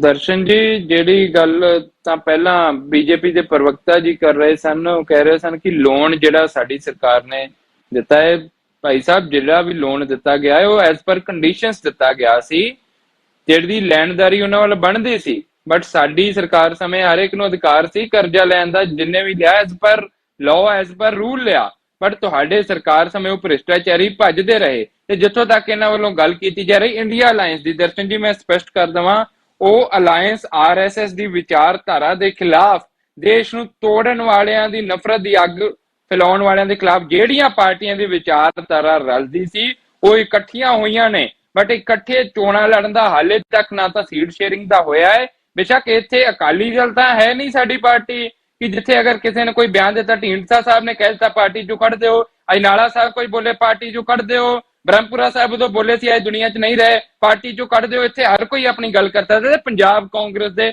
ਨੁਮਾਇੰਦਿਆਂ ਨੇ ਆਪਣੀ ਗੱਲ ਰੱਖੀ ਹੈ ਕਿ ਇਲੈਕਸ਼ਨ ਇਹਨਾਂ ਦੇ ਨਾਲ ਰਲ ਕੇ ਨਾ ਲੜੀ ਜਾਵੇ। ਸੈਂਟਰਲ ਹਾਈ ਕਮਾਂਡ ਨੂੰ ਸੁਜੈਸਟ ਕੀਤਾ ਹੈ ਕਿ ਇਹਨਾਂ ਦੇ ਨਾਲ ਲੜ ਕੇ ਨਾ ਲੜੀ ਜਾਵੇ, ਕਿਉਂਕਿ ਕਾਂਗਰਸ ਪੰਜਾਬ ਦੇ ਵਿੱਚ ਇਕੱਲੀ ਸક્ષਮ ਹੈ 13 ਦੀਆਂ 13 ਸੀਟਾਂ ਜਿੱਤਣ ਵਾਸਤੇ, ਕਿ ਸਾਨੂੰ ਇਹਨਾਂ ਨਾਲ ਰਲ ਕੇ ਫਾਇਦਾ ਨਹੀਂ ਕੋਈ ਹੋਏਗਾ। ਸੋ ਸੁਝਾਅ ਦਿੱਤਾ ਹੈ ਆਉਣ ਵਾਲੇ ਸਮੇਂ ਦੇ ਵਿੱਚ ਜੋ ਵੀ ਸੈਂਟਰਲ ਲੀਡਰਸ਼ਿਪ ਵੱਲੋਂ ਫੈਸਲਾ ਲਿਆ ਜਾਵੇਗਾ ਉਹ ਸਮੁੱਚੇ ਗੱਲਾਂ ਨੂੰ ਮੱਦੇਨਜ਼ਰ ਰੱਖ ਕੇ ਲਿਆ ਜਾਏਗਾ। ਜਿੱਥੋਂ ਤੱਕ ਆਰਡੀਨੈਂਸ ਦੀ ਗੱਲ ਰਹੀ, ਦੇਖੋ ਕਾਂਗਰਸ ਸੈਕੂਲਰਿਜ਼ਮ ਅਤੇ ਫੈਡਰਲ ਸਟਰਕਚਰ ਦੇ ਹੱਕ ਵਿੱਚ ਹੈ। ਸੋ ਉਹ ਆਰਡੀਨੈਂਸ ਕਿਤੇ ਨਾ ਕਿਤੇ ਫੈਡਰਲ ਸਟਰਕਚਰ ਨੂੰ ਢਾਹ ਲਾਉਂਦਾ ਸੀ, ਇਸ ਲਈ ਅਸੀਂ ਆਮ ਆਦਮੀ ਪਾਰਟੀ ਦੀ ਸਪੋਰਟ ਕੀਤੀ ਹੈ। ਤੇ ਜਿਹੜੀ ਅਕਾਲੀ ਦਲ ਗੱਲ ਕਰਦੀ ਸੀ ਕਿਸੇ ਸਮੇਂ ਘੱਟ ਗਿਣਤੀਆਂ ਦੀ, ਜਿਹੜੀ ਅਕਾਲੀ ਦਲ ਗੱਲ ਕਰਦੀ ਸੀ ਫੈਡਰਲ ਢਾਂਚੇ ਨੂੰ ਬਚਾਉਣ ਦੀ, ਉਹ ਅਕਾਲੀ ਦਲ ਅੱਜ ਚੁੱਪ ਕੀਤੀ ਹੋਈ ਹੈ। ਉਹ ਅਕਾਲੀ ਦਲ ਨਾ ਧਾਰਾ 370 ਤੇ ਬੋਲੀ, ਉਹ ਅਕਾਲੀ ਦਲ ਨਾ ਤਾਂ ਮਣੀਪੁਰ ਵਾਲੇ ਕਿਸੇ ਮੁੱਦੇ ਤੇ ਬੋਲੀ, ਨਾ ਇਹਨਾਂ ਦਾ ਦਫ਼ਤਰ ਘੇਰਨ ਲਈ ਵਿਰੋਧ ਕਰਨ ਗਈ। ਉਹ ਅਕਾਲੀ ਦਲ ਕਦੀ ਵੀ ਹਰਿਆਣਾ ਵਿੱਚ ਜੋ ਹੋ ਰਿਹਾ ਹੈ ਘੱਟ ਗਿਣਤੀਆਂ ਦੇ ਨਾਲ ਨਾ ਉੱਥੇ ਬੋਲੀ। ਸੋ ਅਕਾਲੀ ਦਲ ਨੇ ਆਪਣੀ ਵਿਚਾਰਧਾਰਾ ਦੇ ਨਾਲ ਕੰਪਰੋਮਾਈਜ਼ ਕਰ ਲਿਆ, ਬਟ ਕਾਂਗਰਸ ਜਿਹੜੀ ਵਿਚਾਰਧਾਰਾ ਤੇ ਖੜੀ ਸੀ ਅੱਜ ਵੀ ਉੱਥੇ ਹੀ ਡਟੀ ਰਹੀ ਹੈ। ਸੋ ਇਹ ਕਹਿੰਦੇ ਅਸੀਂ ਪੰਜਾਬ ਹਿਤੈਸ਼ੀ ਹੈ। ਬਿਲਕੁਲ ਪੰਜਾਬ ਦੀ ਪਿੱਠ ਵਿੱਚ ਛੁਰਾ ਮਾਰਨ ਵਾਲੇ ਇਹੀ ਨੇ ਜਿਹੜੇ 2014 ਵਿੱਚ ਕਹਿੰਦੇ ਸਨ ਕਿ ਮਨਮੋਹਨ ਸਿੰਘ ਸੰਜੇ ਜੀ ਕੁਝ ਸੈਕਿੰਡ ਦੇ ਵਿੱਚ ਦੇਖੋ ਮੈਂ ਸਿਰਫ ਢਿੱਲੋਂ ਸਾਹਿਬ ਦੀ ਗੱਲ ਦਾ ਜਵਾਬ ਦੇਣਾ ਚਾਹੁੰਦਾ। ਇਹਨਾਂ ਨੇ ਕਿਹਾ ਨਾ ਕਿ ਲੋਨ ਕੰਡੀਸ਼ਨਰ ਦਿੱਤਾ ਇਹਨਾਂ ਨੂੰ। ਮੈਂ ਬੈਂਕ ਦੇ ਬੋਰਡ ਦੇ ਵਿੱਚ ਡਾਇਰੈਕਟਰ ਵੀ ਰਿਹਾ ਹੈਗਾ ਵਾ, ਬੈਂਕਿੰਗ ਦੀ ਮੈਨੂੰ ਬਹੁਤ ਅੱਛੀ ਨੌਲੇਜ ਹੈ ਔਰ ਮੈਂ ਅੱਛੇ ਤਰੀਕੇ ਸਮਝਦਾ। ਉਸ ਟਾਈਮ ਵਿਜੇ ਮਾਲਿਆ ਨੂੰ ਜਿਸ ਰਿਪੋਰਟ ਦੇ ਆਧਾਰ ਤੇ ਲੋਨ ਦਿੱਤਾ ਗਿਆ ਨਾ, ਉਹ ਓਵਰ ਵੈਲਿਊਡ ਰਿਪੋਰਟ ਹੈਗੀ ਸੀ। ਇਹ ਤੇ ਜਿੰਨੀਆਂ ਰਿਪੋਰਟਸ ਹੈ ਨਾ ਮਾਲਿਆ ਦੇ ਖਿਲਾਫ ਉਹਦੇ ਵਿੱਚ ਕਲੀਅਰਲੀ ਮੈਂਸ਼ਨਡ ਹੈ। ਢਿੱਲੋਂ ਸਾਹਿਬ ਨੂੰ ਸ਼ਾਇਦ ਇਹਦੇ ਬਾਰੇ ਜਾਣਕਾਰੀ ਨਹੀਂ। ਔਰ ਦੂਸਰੀ ਗੱਲ ਜਿਹੜੀ ਮਹੱਤਵਪੂਰਨ ਕਹਿਣਾ ਚਾਹੁੰਦਾ ਵਾ ਕਿ 2014 ਦੇ ਵਿੱਚ ਜਦੋਂ ਬੀਜੇਪੀ ਦੀ ਸਰਕਾਰ ਬਣੀ ਹੈ, ਐਨਡੀਏ ਦੀ ਸਰਕਾਰ ਬਣੀ ਹੈ ਸੈਂਟਰ, ਆਪਾਂ 10ਵੀਂ ਲਾਰਜੈਸਟ ਇਕਨੋਮੀ ਸੀ, ਅੱਜ ਆਪਾਂ ਵਰਲਡ ਦੇ ਵਿੱਚ 5th ਲਾਰਜੈਸਟ ਇਕਨੋਮੀ ਬਣ ਗਏ। ਠੀਕ ਹੈ ਸੰਜੇ ਜੀ ਵਰਿੰਦਰ ਜੀ, ਤੁਸੀਂ ਇੱਕ ਗੱਲ ਤਾਂ ਇਹ ਹੈ ਕਿ ਤੁਸੀਂ ਪਹਿਲਾਂ ਟਿੱਪਣੀ ਕੀਤੀ ਨਰਿੰਦਰ ਮੋਦੀ ਜੀ ਤੇ, ਇੰਡੀਆ ਦਾ ਵੀ ਕੁਝ ਹਾਲ ਕੋਈ ਜ਼ਿਆਦਾ ਵਧੀਆ ਨਜ਼ਰ ਨਹੀਂ ਆ ਰਿਹਾ ਹੈਗਾ ਜਿਸ ਤਰੀਕੇ ਦੇ ਨਾਲ ਇਹਨਾਂ ਵਿੱਚ ਕੰਟਰਡਿਕਸ਼ਨ ਪੈਦਾ ਹੋ ਰਹੀ ਹੈ, ਉਸ ਬਾਰੇ ਤੁਸੀਂ ਕੀ ਕਹਿਣਾ? ਦਰਸ਼ਕ ਜੀ ਮੈਂ ਸਾਰੀਆਂ ਗੱਲਾਂ ਸੁਣੀਆਂ ਨੇ, 2-3 ਮਿੰਟ ਵਿੱਚ ਸਾਰੀਆਂ ਗੱਲਾਂ ਕਰਾਂਗਾ। ਜਿੱਥੋਂ ਤੱਕ ਇੰਡੀਆ ਦਾ ਸਵਾਲ ਹੈ, ਇੰਡੀਆ ਕੋਈ ਇਸ ਕਰਕੇ ਨਹੀਂ ਬਣਿਆ ਹੈਗਾ ਕਿ ਅਸੀਂ ਵਿਚਾਰਧਾਰਾ ਮਿਲਦੀ ਹੈ ਜਾਂ ਸਾਡੇ ਵਿਚਾਰ ਮਿਲਦੇ ਨੇ। ਇਹ ਇੰਡੀਆ ਬਣਿਆ ਸਿਰਫ ਇਸ ਕਰਕੇ ਕਿ ਸਾਰਿਆਂ ਦੀ ਮਜਬੂਰੀ ਹੋ ਗਈ ਹੈ ਔਰ ਸਾਰਿਆਂ ਨੂੰ ਪਤਾ ਹੈ ਕਿ ਜੇ ਇਸ ਵੇਲੇ ਲੜਨਾ ਹੈ ਬੀਜੇਪੀ ਨਾਲ ਤੇ ਕੇ ਲੜਿਆ ਜਾ ਸਕਦਾ, ਕੱਲੇ ਕੱਲੇ ਨਹੀਂ ਲੜ ਸਕਦੇ, ਇਸ ਕਰਕੇ ਇਕੱਠੇ ਹੋਏ ਨੇ, ਅਦਰਵਾਈਜ਼ ਇਹ ਦਿਲੋਂ ਇਕੱਠੇ ਨਹੀਂ ਹੈਗੇ। ਦੂਜੀ ਗੱਲ ਜਿਹੜੀ ਕਿ ਇੱਕ ਗੱਲ ਆਈ ਸੀ ਕਿ ਸੰਜੇ ਕਪੂਰ ਜੀ ਨੇ ਕਿਹਾ ਸੀਗਾ ਕਿ ਜਿਹੜੇ ਵਾਅਦੇ ਪੂਰੇ ਕੀਤੇ ਸੀ ਉਹ ਪੂਰੇ ਕੀਤੇ ਨੇ। ਗੱਲ ਇਹ ਮੈਂ ਜ਼ਰੂਰ ਯਾਦ ਕਰਾਉਣਾ ਚਾਹੁੰਦਾ ਦਰਸ਼ਨ ਜੀ ਕਿ ਵਾਅਦਾ ਕੀਤਾ ਸੀਗਾ ਕਿ ਵਿਦੇਸ਼ੀ ਧਨ ਲੈ ਕੇ ਆਵਾਂਗੇ ਅਸੀਂ ਵਿਦੇਸ਼ਾਂ ਚੋਂ 1,75,000 ਕਰੋੜ ਰੁਪਏ ਦਾ, ਉਹਦੇ ਚੋਂ ਇੱਕ ਪੈਸਾ ਨਹੀਂ ਆਇਆ। ਅੱਜ ਕਾਲੇ ਧਨ ਦੀ ਕੋਈ ਗੱਲ ਨਹੀਂ ਜੇ ਕਰਦਾ। वादा कीता सी कि डॉलर जब गिरता है तो प्रधानमंत्री की साख गिरती है, कि डॉलर अगे नालों 1.5 गुना महंगा हो गया जे। पेट्रोल बारे कहते सी कि मैं आया हूं, खुशकिस्मती है, मेरे आने से पेट्रोल सस्ता हो गया है, पेट्रोल महंगा हो गया है। जेडे वादे कीते सी वो कोई वादा पूरा नहीं जो होया। जे स्वच्छ भारत की गल कर लो तो मैनू दिखाओ किथे स्वच्छ भारत नजर आंदा। अरबां रुपये स्वच्छ भारत की एडवरटाइजमेंट ते खर्चे गए ने। ते जेड़ी गल ये कही है हलका लांबा जी ने कहा कि असीं 70 सीटें लड़ांगे या पंजाब च 13 लड़ांगे, मेरा ख्याल है लड़नगे ते 13 ही लड़नगे, 7 ही। गल यह है कि जे वंड के भी लड़नगे, 3 ते 4 भी लड़नगे या 13 चो 5 ते 8 भी लड़नगे, ते लड़नगे तो सारियां सीटां ते कांग्रेसी भी लड़नगे ना। इस करके उन्होंने ये नहीं कहा कि असीं अलग लड़ांगे या इकट्ठे लड़ांगे। वो फैसला जी कांग्रेस की हाईकमान करेगी या आप करेगी वो बाद च, पर लड़नगे तो 13 सीटां ते लड़नगे, 7 सीटां ते। सो इस वेले लोड़ हैगी है कि लोकतंत्र की राखी की जाए। कोई भी व्यक्ति जो लोकतंत्र को ढा लाने की कोशिश करता है वो देश का नुकसान होता है। जे वो इंदिरा गांधी ने किया सी ते इंदिरा गांधी का देश का नुकसान किया सी, बाद इंदिरा गांधी का अपना नुकसान होया सीगा। कोई भी गल अहंकारी तरीके नाल कहनी जिहड़ी है वो किसी नूं नहीं कहनी चाहिए। मोदी साहब ने अच्छे काम भी किए ने, पर मोदी साहब नूं अज सवाल है, उसका जवाब देना पड़ेगा कि 56 इंच का सीना जिहड़ा पाकिस्तान के अगे खड़ा हो सकता सी, वो अज मणिपुर च कित्थे गया। मणिपुर अपने देश च है, उत्थे असीं हिंसा नूं कंट्रोल नहीं कर सकते पे। थोड़ी एक गल बहुत ही महत्वपूर्ण है कि लोकतंत्र नूं बचाउणा बहुत ज्यादा जरूरी है। जेड़े भी लीडर लोकतंत्र लई वड्डी चुनौती बनते रहे ने, ਉਹਦੇ ਲਈ ਸਮੱਸਿਆਵਾਂ ਖੜੀਆਂ ਕਰਦੇ ਨੇ, ਉਹਦੇ ਰਾਹ 'ਚ ਅੜਿੱਕਾ ਬਣਦੇ ਰਹੇ ਨੇ, ਤਾਂ ਲੋਕ ਵੀ ਇਸ ਗੱਲ ਦਾ ਬਦਲਾ ਲੈਂਦੇ ਆਏ ਨੇ। ਉਹ ਚਾਹੇ ਇੰਦਰਾ ਗਾਂਧੀ ਹੋਵੇ, ਚਾਹੇ ਕੋਈ ਹੋਰ ਲੀਡਰ ਵੀ ਹੋਵੇ। ਤੇ ਇਸ ਗੱਲ ਕਰਕੇ ਦੇਸ਼ ਨੂੰ ਬਚਾਉਣ ਦੀ ਬਹੁਤ ਜ਼ਿਆਦਾ ਜ਼ਰੂਰਤ ਹੈ। ਠੀਕ ਹੈ, ਸਿਆਸਤ ਕਰੂ, ਪਰ ਉਹਦੇ ਵਿੱਚ ਸਿਆਸਤ ਦੇ ਵਿੱਚ ਇਹ ਜ਼ਰੂਰ ਹੋਣਾ ਚਾਹੀਦਾ ਹੈ ਕਿ ਅਸੀਂ ਆਪਣੀ ਜਮਹੂਰੀਅਤ ਨੂੰ ਉਸੇ ਤਰੀਕੇ ਨਾਲ ਬਰਕਰਾਰ ਰੱਖਣਾ ਹੈ ਜਿਸ ਤਰੀਕੇ ਦੇ ਨਾਲ 1947 ਦੇ ਵਿੱਚ ਅਸੀਂ ਸੰਕਲਪ ਲੈ ਕੇ ਚੱਲੇ ਸੀਗੇ। ਸ਼ਰਮਾ ਜੀ, ਢਿੱਲੋਂ ਜੀ, ਮਠਾੜੂ ਜੀ ਤੇ ਸੰਜੇ ਕਪੂਰ ਜੀ ਤੇ ਧਵਨ ਜੀ, ਤੁਸੀਂ ਇਸ ਚਰਚਾ ਦੇ ਵਿੱਚ ਸ਼ਾਮਲ ਹੋਏ, ਤੁਹਾਡਾ ਬਹੁਤ-ਬਹੁਤ ਧੰਨਵਾਦ। ਤੇ ਸਾਡੇ ਦਰਸ਼ਕਾਂ ਦਾ ਵੀ ਬਹੁਤ-ਬਹੁਤ ਧੰਨਵਾਦ ਜਿਹੜੇ ਹਮੇਸ਼ਾ ਚਰਚਾ ਦੇ ਵਿੱਚ ਸ਼ਾਮਲ ਹੁੰਦੇ ਨੇ। ਕੱਲ ਨੂੰ ਕੋਈ ਨਵਾਂ ਵਿਸ਼ਾ ਲੈ ਕੇ ਫਿਰ ਹਾਜ਼ਰ ਹੋਵਾਂਗੇ। ਉਦੋਂ ਤੱਕ ਲਈ ਮੈਨੂੰ ਦਿਓ ਆਗਿਆ। ਸਤਿ ਸ਼੍ਰੀ ਅਕਾਲ। चर्चा